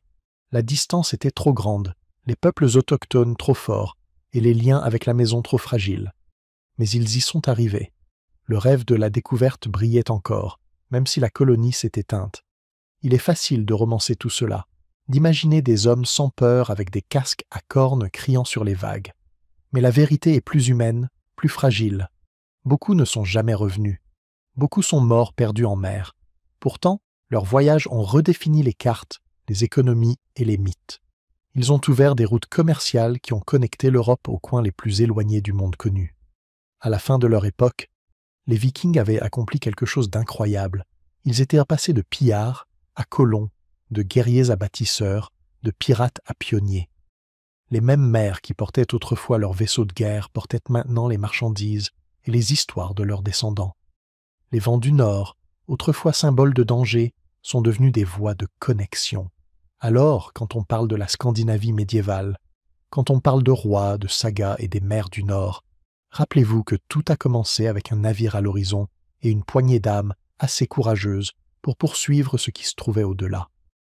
Leur voyage n'était pas seulement destiné à atteindre de nouvelles terres, il visait à étendre ce que cela signifiait être humain, risquer, explorer et croire que même dans les coins les plus froids du monde, l'aventure appelait encore. L'âge des sagas, la mémoire écrite dans le sang et l'encre. Il y a quelque chose de fascinant dans la manière dont les histoires survivent à travers le temps. Réfléchissez un instant. Les guerres se terminent, les royaumes tombent, mais les mots perdurent. En Scandinavie médiévale, quand les épées se sont mises tous à se taire et que les mers sont devenues plus calmes, une nouvelle sorte d'arme est apparue, la plume. L'âge des sagas n'est pas né de la paix exactement, mais de la réflexion. C'était un moment où le Nord a commencé à se souvenir de lui-même, dans le sang et dans l'encre. Imaginez cela, la lueur d'un feu dans une maison longue, l'odeur de pain et de fumée épaisse dans l'air. Autour du foyer, de vieux hommes racontent des histoires, de rois qui régnaient d'une volonté de fer, d'amants défiant le destin, de batailles livrées sous des cieux glacés. Les plus jeunes écoutent, les yeux grands ouverts, mi-croyants, mi-effrayés. Ces récits n'étaient pas seulement des divertissements. Ils étaient de l'histoire, de la morale, de l'identité. Tout cela réuni en un seul. Et quand quelqu'un a enfin décidé de les écrire, tout a changé. Avant que l'encre touche la page, les sagas vivaient seulement dans la mémoire et la voix. Elles circulaient de village en village, portées par des poètes appelés skalds, des hommes dont les mots étaient aussi précieux que de l'or. Un bon skald pouvait rendre un guerrier célèbre, un roi immortel ou un ennemi ridicule. Leurs vers façonnaient la manière dont le Nord se voyait, mais la mémoire orale est fragile. Ainsi, à mesure que le christianisme se répandait à travers le pays et que des monastères commençaient à se lever, les moines prenaient plume sur parchemin. Ce qu'ils ont préservé n'était pas seulement la foi, mais aussi la culture. La vieille langue nordique, la voix des peuples du Nord, a trouvé une nouvelle maison dans l'encre. L'Islande, en particulier, est devenue le cœur de cette révolution écrite. Imaginez cela. Une petite île balayée par le vent au bout du monde connu, et pourtant ses habitants ont offert à l'humanité certaines de ses plus grandes œuvres littéraires. Les sagas islandaises n'étaient pas des fantasmes polis. Elles étaient brutes, souvent brutales. Elles parlaient ce querelle, d'honneur, de vengeance, d'amour et de trahison, le tout dans l'immensité solitaire du Nord. Pas de dragons ni de grands sorts, juste des gens qui tentèrent de survivre dans un monde qui exigeait de la force. Et c'est ce qui les rend intemporels. Les héros de ces histoires n'étaient pas parfaits, ils étaient humains. Prenons par exemple la saga de Njal. C'est l'une des plus grandes. Elle raconte l'amitié et la vengeance, la loi et le chaos, comment la justice peut détruire même les meilleurs des hommes, ou la saga d'Egil, à propos d'un guerrier poète qui pouvait tuer sans hésitation et pourtant composer des vers d'une beauté bouleversante. Ce n'étaient pas des mythes lointains, c'étaient des réflexions sur les luttes humaines réelles, écrites avec à la fois fierté et tristesse. Et voici la partie fascinante. Une grande partie de cette écriture a eu lieu des siècles après les événements qu'elle décrivait. Au moment où les sagas ont été écrites, l'âge des Vikings était bien terminé. Les rois s'étaient convertis au christianisme, le commerce avait remplacé les raids, et les anciennes croyances se fanaient en légende. Alors pourquoi les écrire à ce moment-là? Parce que les peuples du Nord ne voulaient pas oublier qui ils étaient. Les sagas étaient un ancrage à leur passé, une manière d'honorer leurs ancêtres, tout en naviguant dans un monde qui changeait. Elles étaient aussi un acte silencieux de défi. Imaginez les moines, déchirés entre deux mondes, copiant les écritures latines le jour et écrivant en secret les récits des anciennes tribus et de leurs exploits la nuit. C'est l'histoire et la tradition, côte à côte, écrites dans l'éternité.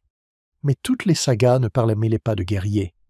Certaines racontèrent des colons, des hommes et des femmes qui apprivoisèrent des terres sauvages, bâtissèrent des fermes et créaient des vies à partir de la terre dure. La saga de Laxdela, par exemple, parlait d'amour et de rivalité parmi les familles islandaises, leurs triomphes et leurs tragédies traversant les générations. On peut presque sentir le vent sur son visage en la lisant, sentir l'odeur de la mer et entendre l'écho des sabots à travers les vallées. Dans ces histoires, le Nord se souvenait de son cœur.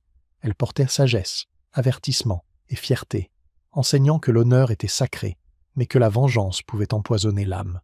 Elle rappelait à leurs auditeurs que chaque action, chaque querelle, chaque mot prononcé pouvait résonner bien après la mort. D'une certaine manière, les sagas n'étaient pas simplement des histoires. Elles étaient des miroirs, montrant au Nord ce qu'il avait été et ce qu'il pourrait devenir. Il est étrange de penser à quel point toute cette mémoire était fragile. Quelques manuscrits, de l'encre sur peau de veau, se tenaient entre le silence et l'oubli. Beaucoup ont été perdus dans les flammes, la décomposition ou la guerre. Pourtant, suffisamment ont survécu pour nous dire qui ils étaient. Les peuples qui gravèrent des runes dans la pierre avaient trouvé un moyen de graver leurs âmes sur du papier. Même aujourd'hui, ces sagas parlent encore. Quand vous les lisez, vous pouvez sentir le pouls de 1000 hivers, le choc de l'acier, la douleur de l'amour, le froid de l'exil. C'est comme si le Nord lui-même murmurait à travers ces pages, disant « Souviens-toi de moi ». Et c'est cela, en réalité, que fut l'âge des sagas, la mémoire rendue éternelle. Les Vikings avaient conquis les mers et les royaumes, mais les écrivains qui les ont suivis ont conquis le temps. Ils ont transformé l'ascension et la chute de leur peuple en art, leur sang en mots, leur douleur en poésie. Alors, quand vous pensez à la Scandinavie médiévale, aux rois et aux guerriers et aux mers infinies du Nord, rappelez-vous que leur plus grand héritage n'était peut-être pas ce qu'ils ont construit ou détruit, mais ce qu'ils ont écrit. Parce que bien après que les épées aient rouillé et que les navires aient pourri, les sagas vivaient encore, un battement de cœur d'un autre âge, écrit dans le sang et l'encre. La conversion du Nord, quand la croix remplaça le marteau. Imaginez-vous sur une colline balayée par le vent quelque part en Norvège, il y a 1000 ans. L'air sent le pain et le sel. En bas, une foule se rassemble près d'un grand poteau en bois sculpté à l'image de Thor, son marteau levé, les yeux farouches. Mais à côté se trouve quelque chose de nouveau, une croix en bois, simple et sans ornement. Deux mondes, côte à côte. L'un s'efface, l'autre commence tout juste à émerger. Ce moment, cette tension silencieuse dans l'air du Nord, est l'endroit où tout a changé. Pendant des siècles, les habitants de la Scandinavie avaient vécu sous le signe du marteau, le symbole de Thor, protecteur et force. Leur monde était construit sur l'honneur, le destin et les anciennes croyances qui marchèrent parmi eux dans les légendes et les tempêtes. Mais au Xe siècle, les murmures d'une nouvelle foi commencèrent à atteindre même les fjords les plus reculés. La croix n'est pas arrivée avec du tonnerre, mais avec persévérance. Elle est arrivée avec des moines, des marchands et des rois, et peu à peu, elle remplaça le marteau. Au début, les Norvégiens écoutèrent poliment les missionnaires venus du sud, des hommes en robes simples, parlant de paix, de pardon et d'une seule vraie foi. L'idée devait sembler étrange à un peuple qui croyait en de nombreuses forces du monde, chacune avec son propre caractère, ses propres pouvoirs, ses propres histoires. Une seule voix, aurait-il peut-être demandé, m'y-amuser. Quel genre de monde serait-ce? Mais le monde changeait rapidement. Des routes commerciales s'étaient ouvertes entre le nord et les royaumes chrétiens d'Europe. L'argent, la soie et les épices voyagèrent vers le nord, et avec eux venait la croix. Un viking pouvait piller un monastère une année et commercer paisiblement avec un autre l'année suivante. Les lignes entre croyance et fortune se brouillaient, tout comme les loyautés. Pourtant, la conversion ne se fit pas facilement. Les anciennes traditions faisaient partie de la vie quotidienne depuis des générations. Les fermiers espérèrent de bonnes récoltes. Les marins cherchèrent des mers calmes. Les guerriers portaient le marteau de Thor autour du cou pour leur protection. Le christianisme, avec sa promesse de salut et d'humilité, entrait en conflit avec l'esprit fier et guerrier des Norvégiens. Ce n'était pas seulement une question de croyance, c'était une question d'identité. Certains rois virent une opportunité dans la nouvelle foi. Prenez Olaf Tryggvason de Norvège. Il avait voyagé loin et vu la force de l'Europe chrétienne. Lorsqu'il revint chez lui vers l'an 1000, il ne revint pas seulement comme un guerrier, mais comme un roi missionnaire. Et il ne convertit pas toujours avec douceur. Les villages avaient le choix, la croix ou l'épée. Beaucoup reçurent dans le baptême les mains tremblantes, non pas par foi. Pourtant, peu à peu, la nouvelle croyance s'enracina. Olaf Haraldsson, plus tard connu sous le nom de Saint Olaf, alla encore plus loin. Il croyait que l'unité de la Norvège dépendait du christianisme. Il se battait non seulement pour le pouvoir, mais pour une foi commune qui pourrait lier le royaume. Sa mort au combat fit de lui un martyr, et des miracles suivirent son nom. En quelques décennies, la Norvège était devenue l'un des pays les plus christianisés du Nord, mais le souvenir des anciennes croyances persistait dans le cœur de son peuple. La conversion de l'Islande fut plus douce, bien que tout aussi dramatique. Vers l'an 1000, ses dirigeants se rassemblèrent lors de la Grande Assemblée, l'Althing. L'île était divisée, la moitié restant fidèle aux anciennes croyances, l'autre moitié prête à accepter la croix. Le chaos semblait inévitable, mais un sage chef nommé Thorgeir fit un choix pour la paix. Il s'allongea sous un manteau pendant un jour et une nuit, pensant en silence. Lorsqu'il se leva, il déclara que l'Islande accepterait le christianisme, mais que les anciennes croyances pouvaient encore être pratiquées en privé. C'était un compromis, et il sauva l'île de la guerre civile. Ce moment résume tout ce qu'est le Nord, pratique, fier et déterminé à ne pas oublier ses racines. Même lorsqu'ils se sont agenouillés devant la croix, beaucoup portaient encore le marteau de Thor comme un symbole discret. Les sagas racontèrent plus tard des hommes qui honoraient à la fois le Christ et Thor dans le même souffle, incertains de quelle puissance répondre. La foi, pendant un temps, fut une chose complexe. Et pourtant, avec le temps, les deux mondes commencèrent à se fondre. Des églises s'élevèrent là où les temples s'étaient trouvés. Les prêtres chantaient les nouvelles prières avec le même rythme que les anciens chants. Les croix de pierre étaient gravées de runes, fusionnant la langue du Nord avec le symbole du Sud. L'esprit nordique ne disparut pas, il se remodela simplement. Les anciennes sagas furent écrites par des mains chrétiennes, mais elles parlaient toujours de Thor, Loki et de l'arbre du monde Yggdrasil. Les poètes du Nord tournèrent leur imagination ardente vers la Bible, écrivant des hymnes et des visions avec le même feu qu'ils avaient autrefois donné aux anciennes croyances. Même le ciel et l'enfer prirent des couleurs nordiques, des salles enflammées, des étendues glacées, des guerriers brillants. Il est tentant de voir la conversion comme une rupture nette, comme si un matin tout le monde s'était réveillé en disant « Nous croyons désormais en Christ ». Mais ce n'était pas ainsi. C'était lent, désordonné, humain. 1000 petites décisions, 1000 pertes silencieuses. Un marteau retiré d'une chaîne, une pierre runique gravée d'une croix. Un prêtre enseignant aux enfants les nouvelles prières près d'une rivière gelée. À la fin du Moyen-Âge, la croix avait profondément pris racine à travers la Scandinavie. Les monastères étaient devenus des centres d'apprentissage. Les rois régnaient par droit divin et non par la faveur de Thor. Pourtant, sous tout cela, l'esprit ancien du Nord, son courage, son endurance, son respect de la nature, restait vivant. Le christianisme n'effaça pas l'ancien monde, il l'absorba. Et peut-être est-ce pour cela que la foi du Nord semblait différente de celle du reste de l'Europe. Elle ne naquit pas de la soumission, mais de la force, d'un peuple qui apprenait à voir à la fois la tempête et le calme comme sacré. Lorsque le marteau fut posé et la croix élevée, quelque chose de plus profond se produisit, non pas la fin d'un monde, mais sa transformation. Alors, si vous vous promenez dans une vieille église scandinave et voyez des sculptures de dragons serpentant le long des poutres, souvenez-vous, ce ne sont pas des décorations, ce sont des échos. Un rappel que lorsque la croix remplaça le marteau, le Nord n'a pas oublié qui il était. Il a simplement trouvé un nouveau moyen de raconter son histoire. L'éveil de la Suède, le royaume des forêts, émerge. Si la Norvège est faite de montagnes et de fjords, le Danemark des mers du Sud, alors la Suède est faite de forêts, vastes, sombres et apparemment sans fin. Imaginez-vous marcher dans un paysage où les arbres s'élèvent plus haut que les maisons, où les rivières serpentent comme des serpents d'argent, et où l'air sent le pin et la tourbe. C'était le cœur de la Suède, la terre qui allait devenir un royaume, silencieusement, presque à contre-cœur, tandis que ses voisins taillaient leur pouvoir avec des épées et des navires. Pendant des siècles, la Suède était un patchwork de petits clans, villages et chefs, éparpillés à travers les forêts denses et les plaines ouvertes. Contrairement au Danemark ou à la Norvège, la Suède n'avait pas de passerelle naturelle vers l'océan, ce qui façonna son histoire précoce. Le commerce était plus lent, les raids étaient moins fréquents, et l'influence devait être construite depuis les bases. D'une certaine manière, les forêts les protégeaient, éloignant les étrangers, tout en donnant au peuple suédois le temps de devenir plus fort. Le pouvoir en Suède ne naquit pas seulement de la guerre, mais du contrôle des ressources.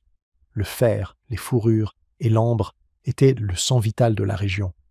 Les grandes forêts et rivières permettaient aux chasseurs, agriculteurs et commerçants de survivre, et finalement de prospérer. Les dirigeants capables de commander la loyauté, organiser le commerce et défendre leur peuple commencèrent à émerger. Contrairement aux conquêtes spectaculaires des Danois ou aux raids audacieux des Norvégiens, l'ascension de la Suède était plus silencieuse, plus méthodique.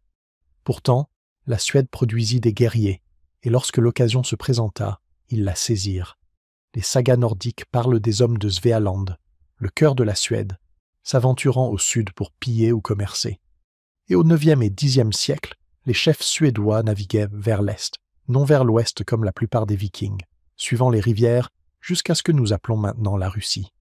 Ils échangèrent des fourrures, des esclaves et de l'argent avec l'Empire byzantin et le monde arabe, créant un réseau d'influence qui s'étendait bien au-delà des forêts du Nord.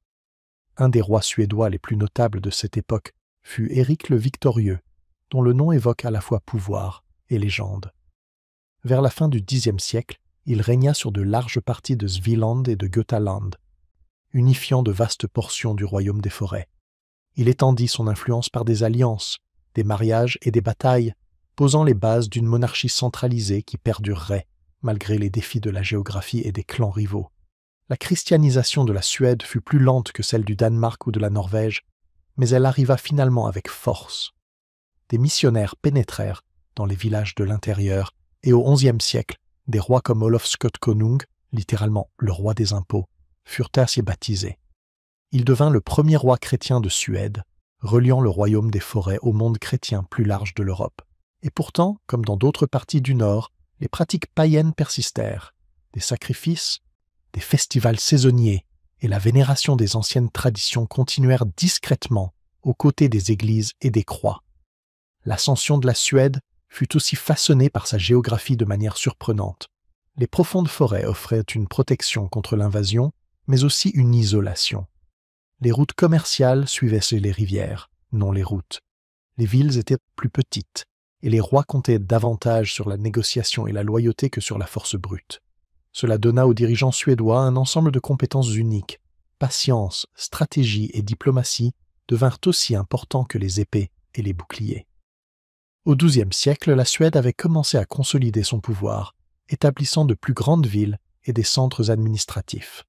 Birka, un ancien centre commercial viking, restait un symbole de connexion au monde plus large, tandis que les centres intérieurs se développaient en cœur du royaume. La Suède n'était plus simplement une terre de chasseurs et d'agriculteurs. C'était un royaume en éveil, prêt à jouer un rôle dans la politique de la Scandinavie et au-delà. Et même lorsque le royaume émergeait, les forêts demeuraient. Elles façonnaient la culture, la mentalité, l'identité du peuple.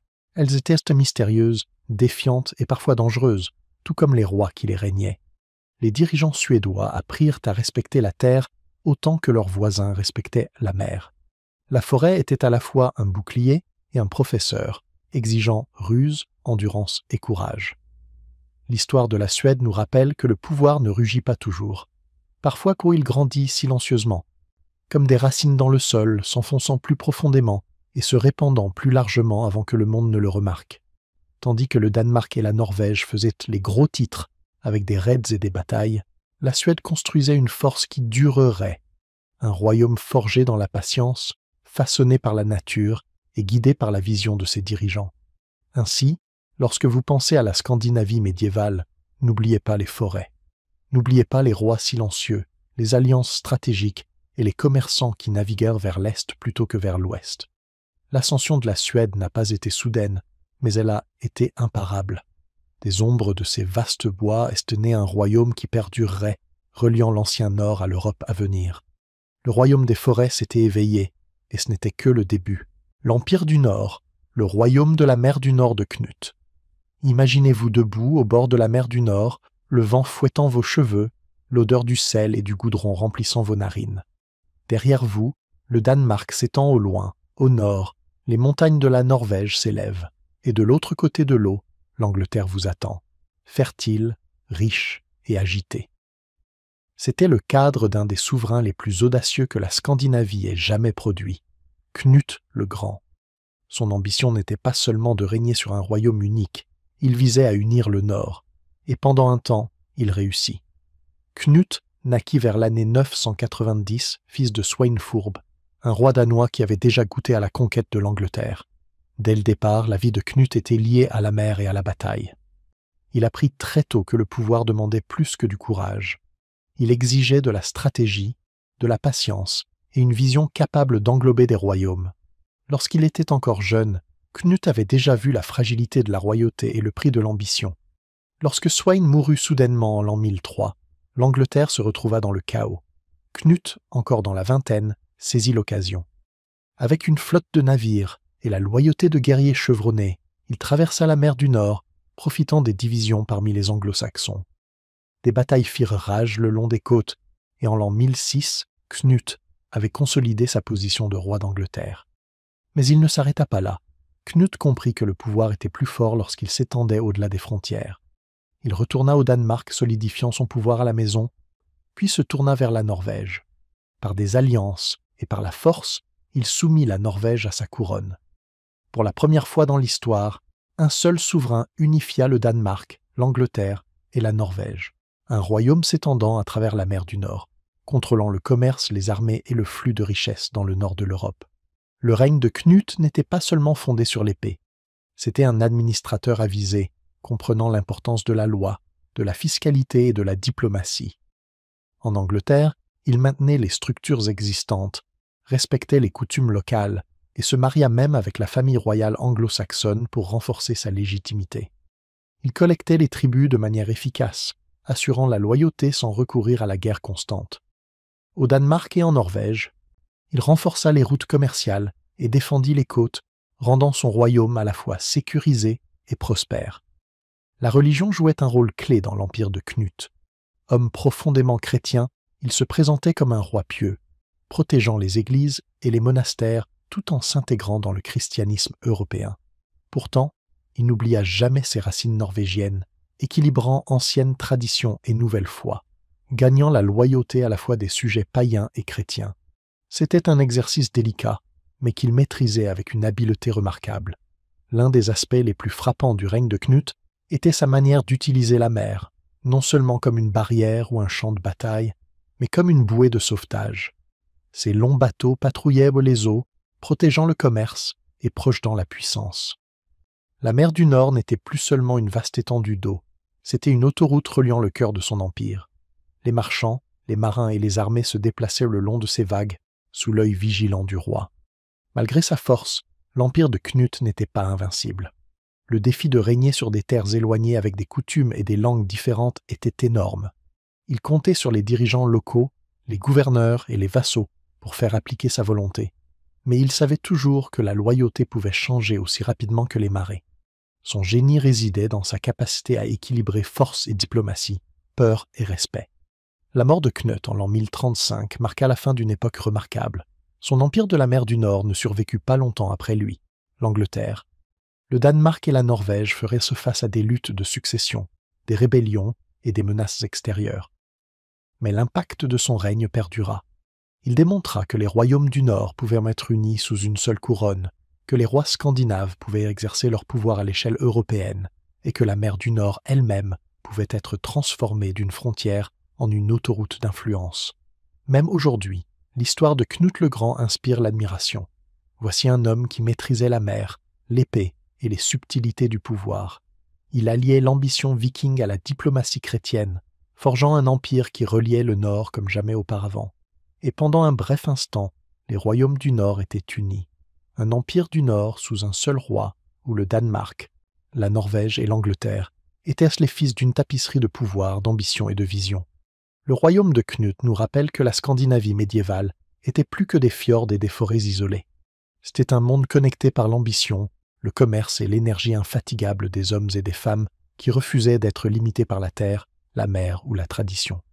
La mer du Nord, autrefois une frontière d'incertitude, devint un royaume en mouvement, un empire défini par la vision et un témoignage de la portée extraordinaire de la royauté scandinave. Épée et saint, la construction d'un Nord chrétien. Fermez les yeux et imaginez-vous debout dans une grande maison, le feu vacillant, projetant des ombres sur des bois grossièrement taillés. Dehors, le vent hurle à travers les fjords, portant l'odeur du pain et du sel. À l'intérieur, des hommes affûtent leurs épées et récitent de vieilles prières à Thor et Odin. Maintenant, imaginez un prêtre entrant dans cette même salle, tenant une croix à la place d'un marteau. Ce moment, l'air lourd de tension, est le véritable début de la transformation de la Scandinavie. Le passage du paganisme au christianisme ne fut pas soudain. Ce n'était pas une seule bataille ni une décision d'un seul roi.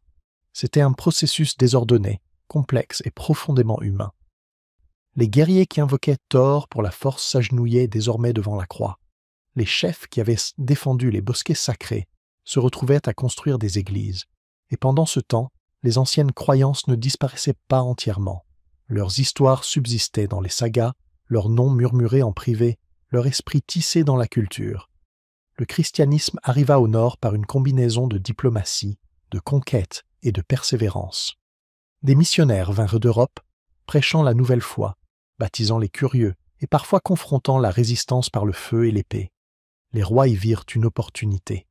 La conversion n'était pas seulement spirituelle, elle était politique. Un roi chrétien avait de la légitimité aux yeux de l'Europe, pouvait forger des alliances avec des voisins puissants et unifier son peuple sous une foi commune. Prenons Olaf Tryggvason de Norvège. Viking de naissance et chrétien dévoué de choix, il retourna chez lui déterminé à remodeler son royaume. Les sagas racontent qu'il détruisit des idoles, baptisa des chefs et, lorsque nécessaire, utilisa la force pour contraindre à la conversion. Il fut implacable. Pourtant, dans sa quête pour christianiser la Norvège, il lia aussi le Nord au monde européen plus large, reliant son royaume au commerce, à la politique et à la culture bien au-delà des fjords. Saint Olaf, Olaf Haraldsson, poursuivit cette mission. Son histoire est légendaire. Il se battit pour unifier la Norvège sous la croix, fusionnant guerrier et saint en une seule figure. Sa mort à la bataille de Stiklestad en l'an 1030 devint un tournant. Des miracles se produisirent près de son tombeau, et sa canonisation cimenta l'idée que le christianisme n'était pas une foi étrangère, mais une foi du Nord, liée à l'identité du peuple lui-même. Mais la construction d'un Nord chrétien ne se résuma pas uniquement au roi. Les communautés locales s'adaptèrent de manière à faire de la nouvelle foi la leur. Les festivals païens ne disparurent pas, ils furent remodelés. Les bosquets sacrés devinrent des cimetières d'églises. Les rituels saisonniers furent intégrés dans les calendriers chrétiens. En essence, le Nord n'abandonna pas son identité, il la transforma. Le christianisme offrit un nouveau cadre, mais la culture demeura distincte, forte et résolument scandinave. Les monastères qui surgirent à cette époque devinrent des centres d'apprentissage, d'art et d'administration. Les moines écrivirent des sagas, chroniquèrent des événements et préservèrent des connaissances qui auraient pu être perdues. Le Nord, autrefois seulement connu à travers la tradition orale et la mémoire, avait maintenant de l'encre et du parchemin, un lien tangible avec le passé et un guide pour l'avenir. Les épées comptaient toujours, mais la littérature et la foi aussi. Même dans le chaos de la conversion, le Nord conserva sa vigueur caractéristique. Les gens restèrent robustes, résilients et indépendants. Les rois exercèrent le pouvoir, certes, mais la terre elle-même exigeait du respect. Le terrain accidenté, les hivers rigoureux et les vastes forêts faisaient en sorte que la foi ne pouvait pas effacer complètement la pratique, le courage ou les anciennes traditions. Le christianisme devint une partie du paysage, comme les rivières et les montagnes, intégrées dans la vie quotidienne. À la fin de l'ère viking, la Scandinavie avait été transformée.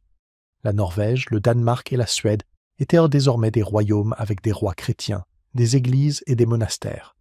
La croix remplaça le marteau lors des rituels officiels, mais l'esprit du Nord, son courage, son indépendance et sa connexion à la nature persista. Le christianisme ne détruisit pas le passé, il l'absorba, lui donnant une nouvelle forme et une nouvelle signification. L'histoire des épées et des saints nous enseigne que la transformation est rarement nette.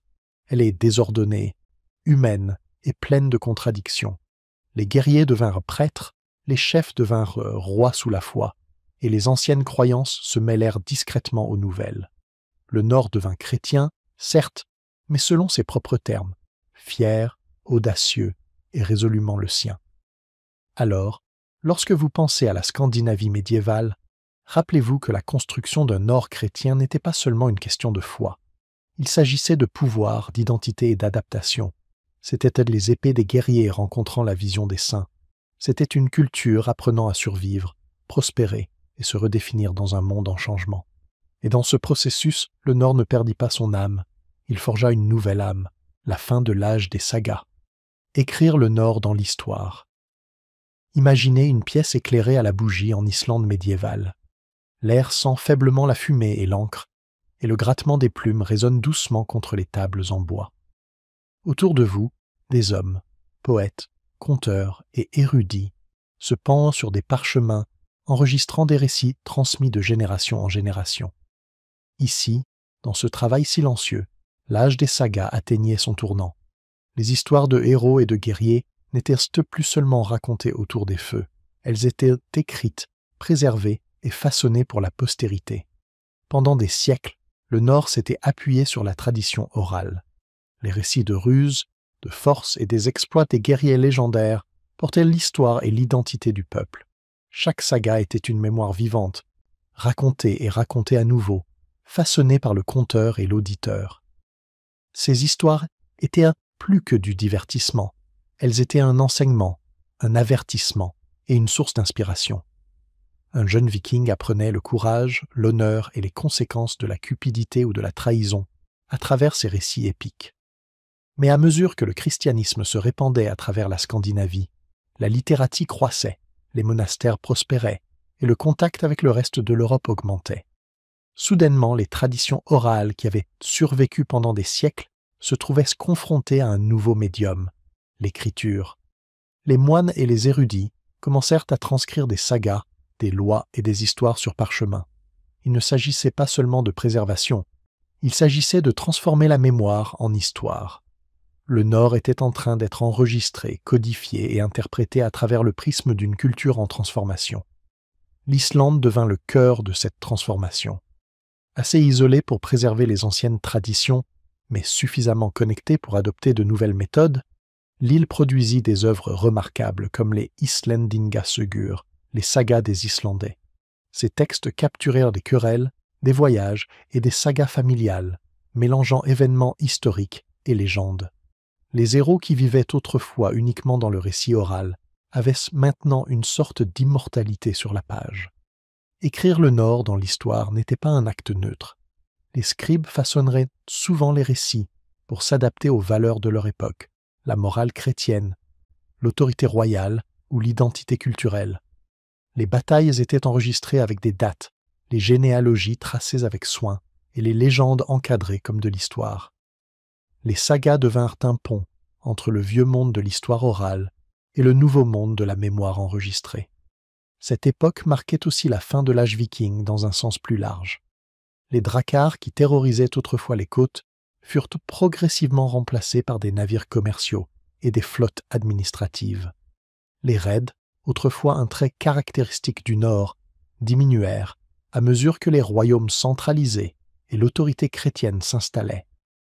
Ce qui demeura immortel, cependant, fut l'esprit des Vikings, préservé non dans des épées ou des boucliers, mais dans les mots, l'encre et la mémoire. Même à la fin de l'âge des sagas, son influence se propagea.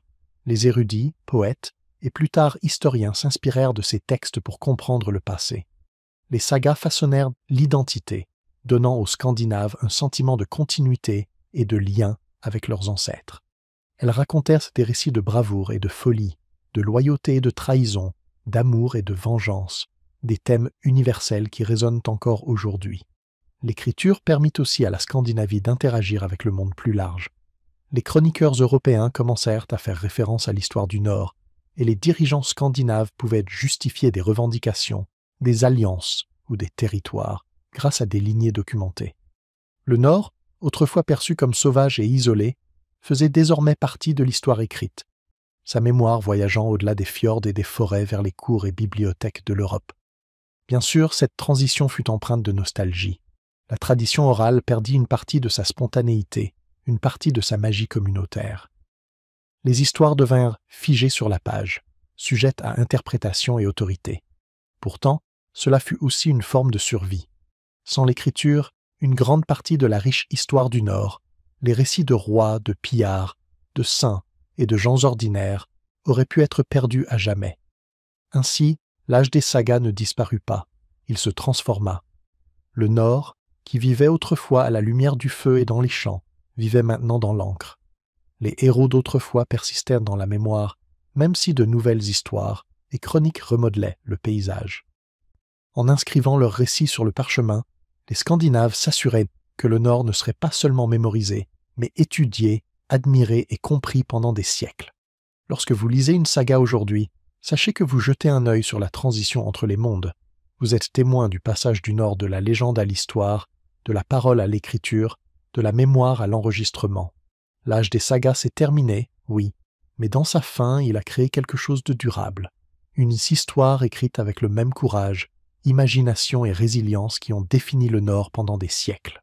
Tempête sur le Nord, guerre civile et querelles dynastiques. Imaginez le Nord au Moyen-Âge, non pas comme des fjords sereins et des forêts tranquilles, mais comme une terre crépitant de tensions. Rois et chefs se disputant le pouvoir, des alliances changeant comme la marée, et des familles déchirées par l'ambition. C'était une époque où l'épée parlait souvent plus fort que la loi, où les dynasties se levaient et tombaient non seulement au champ de bataille, mais dans la trahison, l'intrigue et la vengeance. La géographie de la Scandinavie rendait le conflit presque inévitable. Montagnes, forêts et fjords divisaient si les gens en petites communautés, chacune fièrement indépendante. Les mêmes barrières naturelles qui les protégeaient favorisaient également l'isolement et la rivalité. Un chef dans une vallée pouvait se désintéresser complètement des affaires de la vallée voisine, mais le désir de terre, de richesse ou d'influence les attirait inévitablement dans le conflit. Ajoutez à cela des revendications dynastiques, et la scène était prête pour des siècles de turbulences. La Norvège en particulier a connu certains des luttes les plus dramatiques.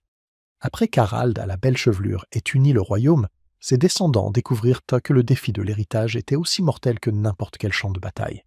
Fils, neveux et cousins éloignés revendiquèrent souvent le trône, parfois pacifiquement, plus souvent violemment. Des batailles éclatèrent le long des fjords, et les sagas racontent d'entières familles anéanties par des rivalités qui pouvaient durer des générations. Le pouvoir d'un roi n'était jamais absolu, il était constamment mis à l'épreuve par ceux qui croyaient avoir un meilleur droit. Le Danemark connut des turbulences similaires. Des rois comme Sweyn Forkbeard et Knut le Grand exerçaient un pouvoir énorme, mais leur mort déclencha des luttes parmi les héritiers et les nobles ambitieux. Même après que Knut ait unifié le Danemark, l'Angleterre et la Norvège, son empire restait fragile. Ses successeurs devaient naviguer entre loyauté, rébellion et la menace permanente d'invasions étrangères. Les guerres civiles au Danemark n'étaient pas rares, elles faisaient partie de la vie, façonnant la politique, la loi et la société elle-même. La Suède, elle aussi, n'était pas étrangère aux querelles dynastiques. Les premiers rois de Svealand et Götaland se battaient eux pour la suprématie, comptant souvent sur des alliances, des mariages et la force militaire dans une mesure égale. Les forêts et les rivières qui avaient autrefois protégé les villages devenaient des champs de bataille. Les rivaux utilisaient des embuscades, des manœuvres politiques et même des assassinats pour revendiquer le pouvoir. L'histoire ici ressemble moins à une succession ordonnée qu'à une tempête qui redéfinissait sans cesse la terre. La religion, étonnamment, alimentait et freinait le conflit. Les rois chrétiens invoquèrent souvent l'Église pour légitimer leurs revendications, présentant leurs rivaux comme des rebelles contre la foi établie. Pourtant, l'Église jouait aussi un rôle de médiateur, appelant à des trêves et offrant des conseils dans les disputes. Cet équilibre délicat empêchait parfois les effusions de sang, mais plus souvent, il ajoutait une couche de complexité, la loyauté envers la foi s'entrelaçant avec la loyauté envers la famille et la couronne. Les guerres civiles ne concernaient pas seulement les trônes, elles étaient une question de survie. Les gens ordinaires étaient pris au piège, les villages pillés, le commerce perturbé et les communautés déracinées. Pourtant, ces temps turbulents produisirent aussi des leaders d'une habileté et d'une vision extraordinaires, ceux qui savaient naviguer dans les querelles, forger des alliances et affirmer leur autorité en sortir renforcés, façonnant des royaumes pour les générations à venir. La littérature des sagas capture ce drame de manière vivante. Les récits de trahison, de vengeance et de ruse sur le champ de bataille étaient plus que des histoires.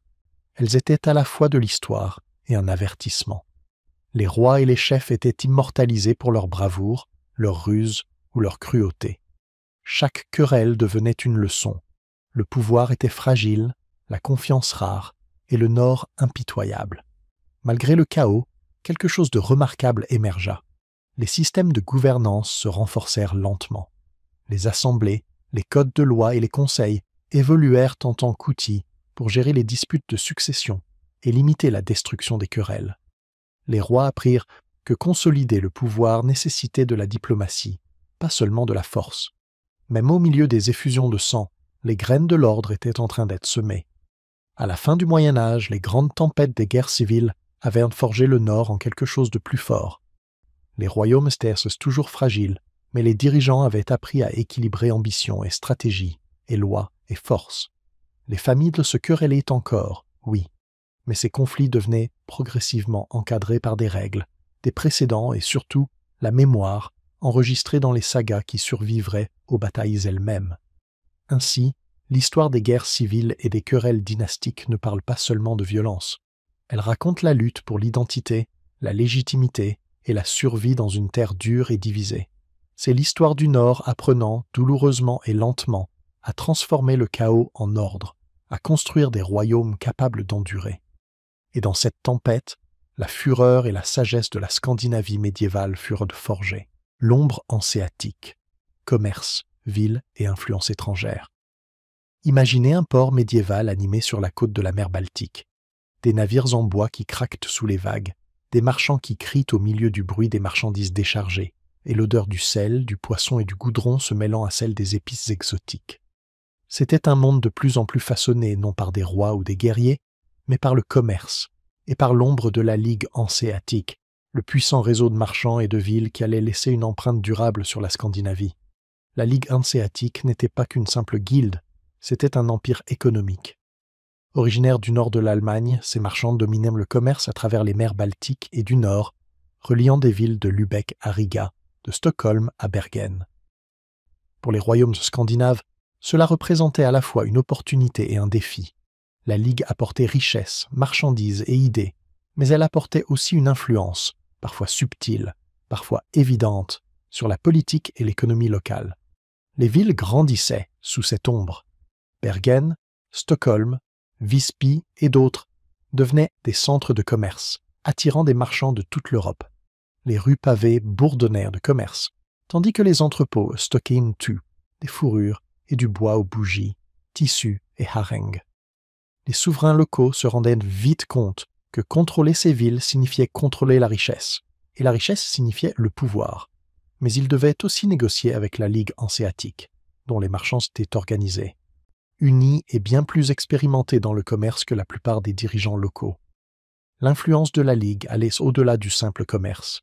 Ses lois, ses pratiques et même ses styles architecturaux se répandaient dans les villes scandinaves. Les marchands agissaient selon les règles de la Ligue, contournant parfois l'autorité royale, et les rois scandinaves devaient apprendre à travailler avec cette puissance économique, et non contre elle. D'une certaine manière, c'était un partenariat. D'une autre, c'était une lutte délicate pour la domination.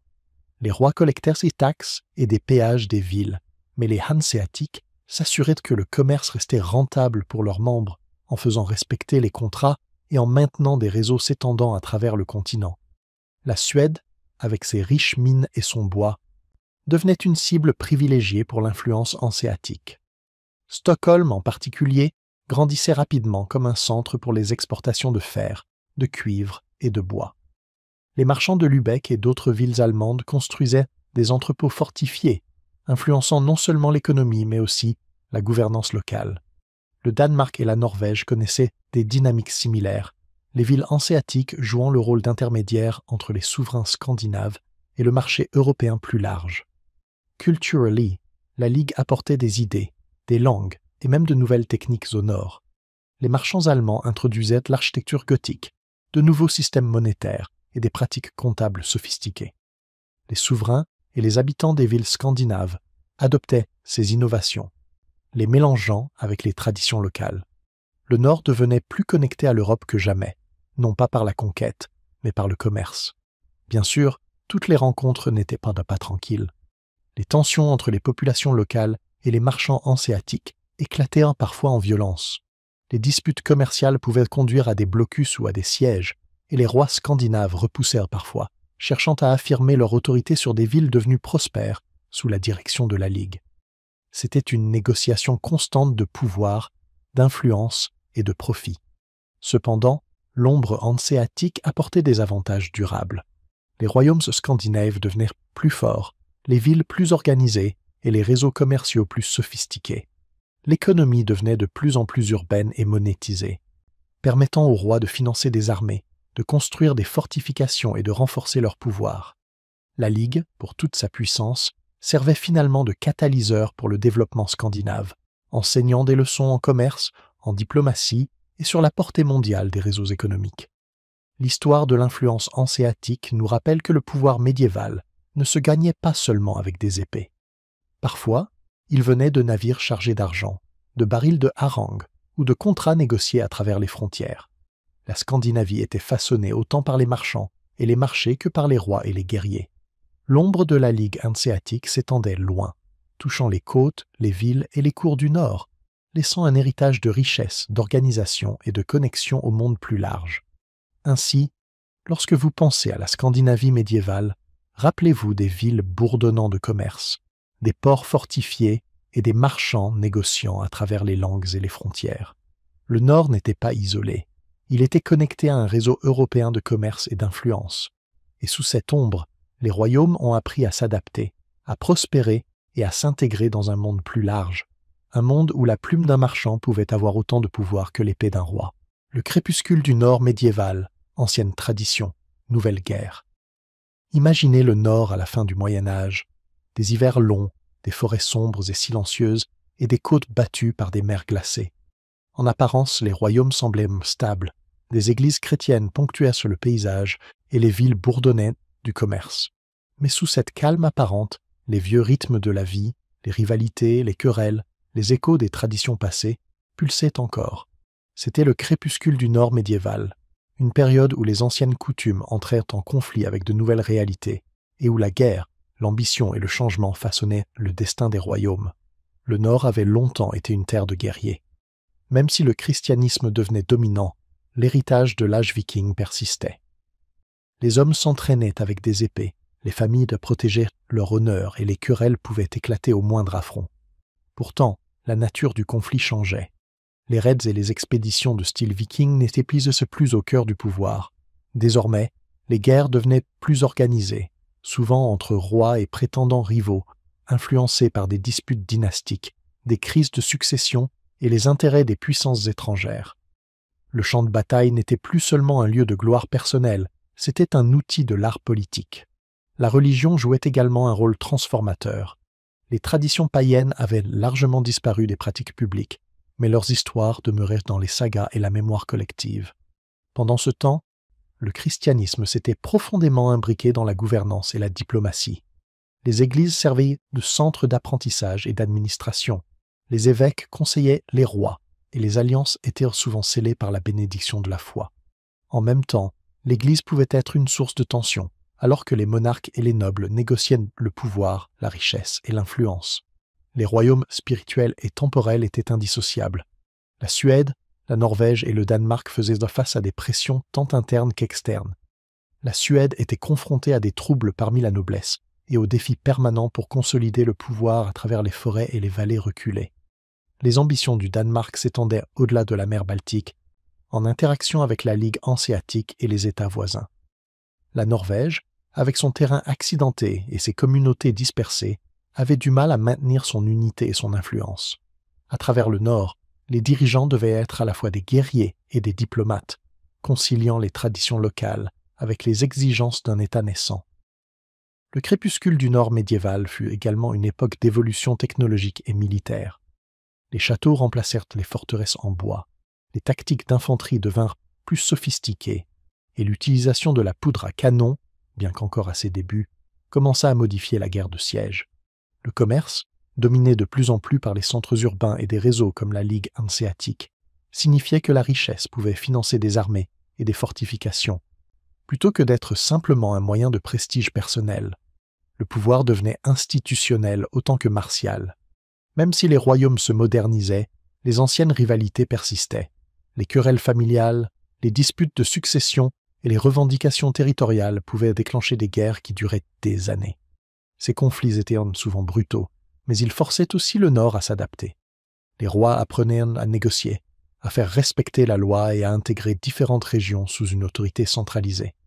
Les mêmes forêts et fjords qui avaient jadis abrité les pillards vikings façonnaient désormais les stratégies militaires et les décisions politiques. La géographie restait un acteur constant dans les ambitions humaines. D'un point de vue culturel, l'époque du crépuscule reflétait un mélange de l'ancien et du nouveau. Les sagas continuèrent à être lues et racontées, préservant la mémoire des héros passés et des exploits légendaires. Les églises, les monastères et les centres urbains introduisaient la littérature, le droit et les idées européennes. La société scandinave négociait son identité, tenant à un passé fier tout en s'avançant dans une Europe connectée et christianisée. C'était un équilibre entre tradition et transformation. Au début du XVIe siècle, le Nord médiéval changeait de manière irréversible. Les structures féodales, les monarchies centralisées et les nations émergentes commençaient à remplacer les anciens systèmes tribaux. L'ère des pillards, des sagas et des chefs isolés faisait place à un paysage politique plus moderne. Pourtant, les leçons du passé, résilience, ruse et la quête incessante de survie, demeuraient profondément ancrées dans la culture. Le crépuscule du Nord médiéval nous rappelle que l'histoire n'est jamais une rupture nette. Les anciennes traditions peuvent disparaître de la pratique quotidienne, mais leurs histoires perdurent. De nouvelles guerres peuvent redéfinir les frontières, mais elles reposent sur des siècles de rivalité et d'héritage. La Scandinavie ne faisait pas simplement une transition. Elle évoluait, superposant l'ancien au nouveau, forgeant une société capable de supporter les tempêtes de la nature et des ambitions humaines. Ainsi, à mesure que le Nord médiéval touchait à sa fin, rappelez-vous ceci, c'était un temps de fin et de commencement. Un monde où le christianisme et l'art politique rencontraient l'héritage des guerriers, où les villes et le commerce se croisaient avec les forêts et les fjords, et où les échos du passé chuchotaient dans la mémoire même que de nouveaux royaumes forgeaient de leur avenir. Le crépuscule n'était pas une lumière déclinante, mais une transformation, le Nord avançant, forgé par l'histoire, le conflit et l'esprit endurant de son peuple. Les échos des Vikings, l'héritage qui perdure. Fermez les yeux et imaginez le rugissement de la mer contre la coque d'un drakkar, le vent qui fouette, et l'odeur de sel et de fumée dans l'air. Vous pouvez presque entendre le choc des épées, les cris des guerriers, et les chants des sagas racontés autour des feux. Ce monde, brut, féroce et implacable, peut sembler lointain, mais ses échos sont partout, façonnant le Nord longtemps après la fin de l'ère viking. Les Vikings étaient plus que des pillards, ils étaient commerçants, colons explorateurs et conteurs. Leurs dracars les portaient à travers les océans, les rivières et les fjords, reliant la Scandinavie à l'Irlande, l'Angleterre, la Russie et même la Méditerranée. Ils ne prenaient pas seulement des richesses, ils échangeaient des idées, des technologies et des cultures. Cette mobilité laissa une marque indélébile, un héritage de curiosité, d'adaptabilité et de témérité qui allait définir la région pendant des siècles. Même après l'ère viking, les peuples du Nord gardaient leur esprit de guerrier bien vivant. Les rois et les nobles puisaient dans les traditions de courage, d'honneur et de loyauté forgées lors des raids et des batailles. Les querelles et les loyautés familiales persistaient, influençant la politique et la gouvernance. Pourtant, à côté de cela, de nouveaux systèmes de droit, de commerce et de monarchie émergeaient, mélangeant les anciennes coutumes avec les nouvelles structures européennes. La Scandinavie devenait à la fois familière et transformée, une terre où le passé nourrissait l'avenir. Les sagas préservaient la mémoire d'une manière qu'aucun champ de bataille ne pouvait. Les histoires de héros légendaires et de voyages devenaient la fondation culturelle pour les générations futures. Elles enseignaient des leçons sur le leadership, le courage et la moralité. Même avec la propagation du christianisme et l'augmentation de la lecture, les anciens récits demeuraient vivants, enracinés dans la conscience du Nord.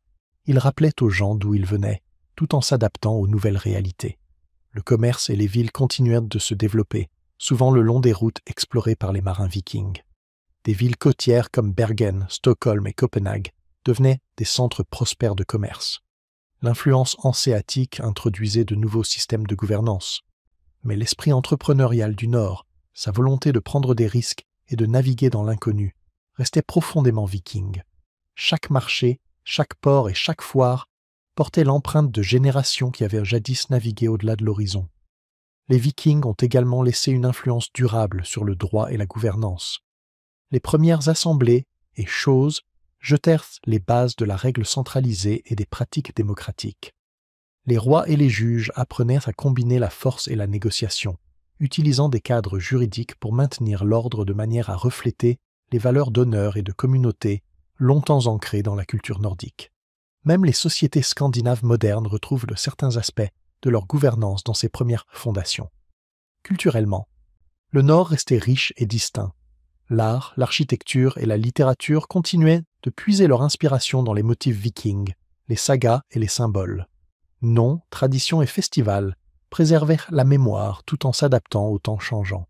L'identité du Nord était une fusion de l'ancien et du nouveau, un endroit où les fjords, les forêts et les dracars rencontraient les églises, les châteaux et les villes.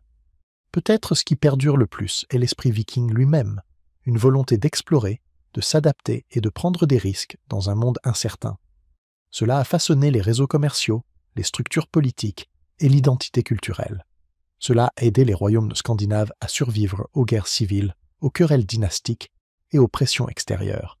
Cela a insufflé au Nord une résilience et un sentiment de connexion entre terres et mers. Même aujourd'hui, les échos des Vikings résonnent. Dans les histoires, les festivals, l'architecture et la mémoire collective de la Scandinavie, nous entendons le murmure des dracars et l'appel des horizons lointains. Leur héritage n'est pas seulement dans la conquête ou le pillage, mais dans le courage, l'innovation et la capacité à façonner un monde, et à perdurer bien après que les batailles soient finies. L'histoire des Vikings n'est pas un chapitre clos.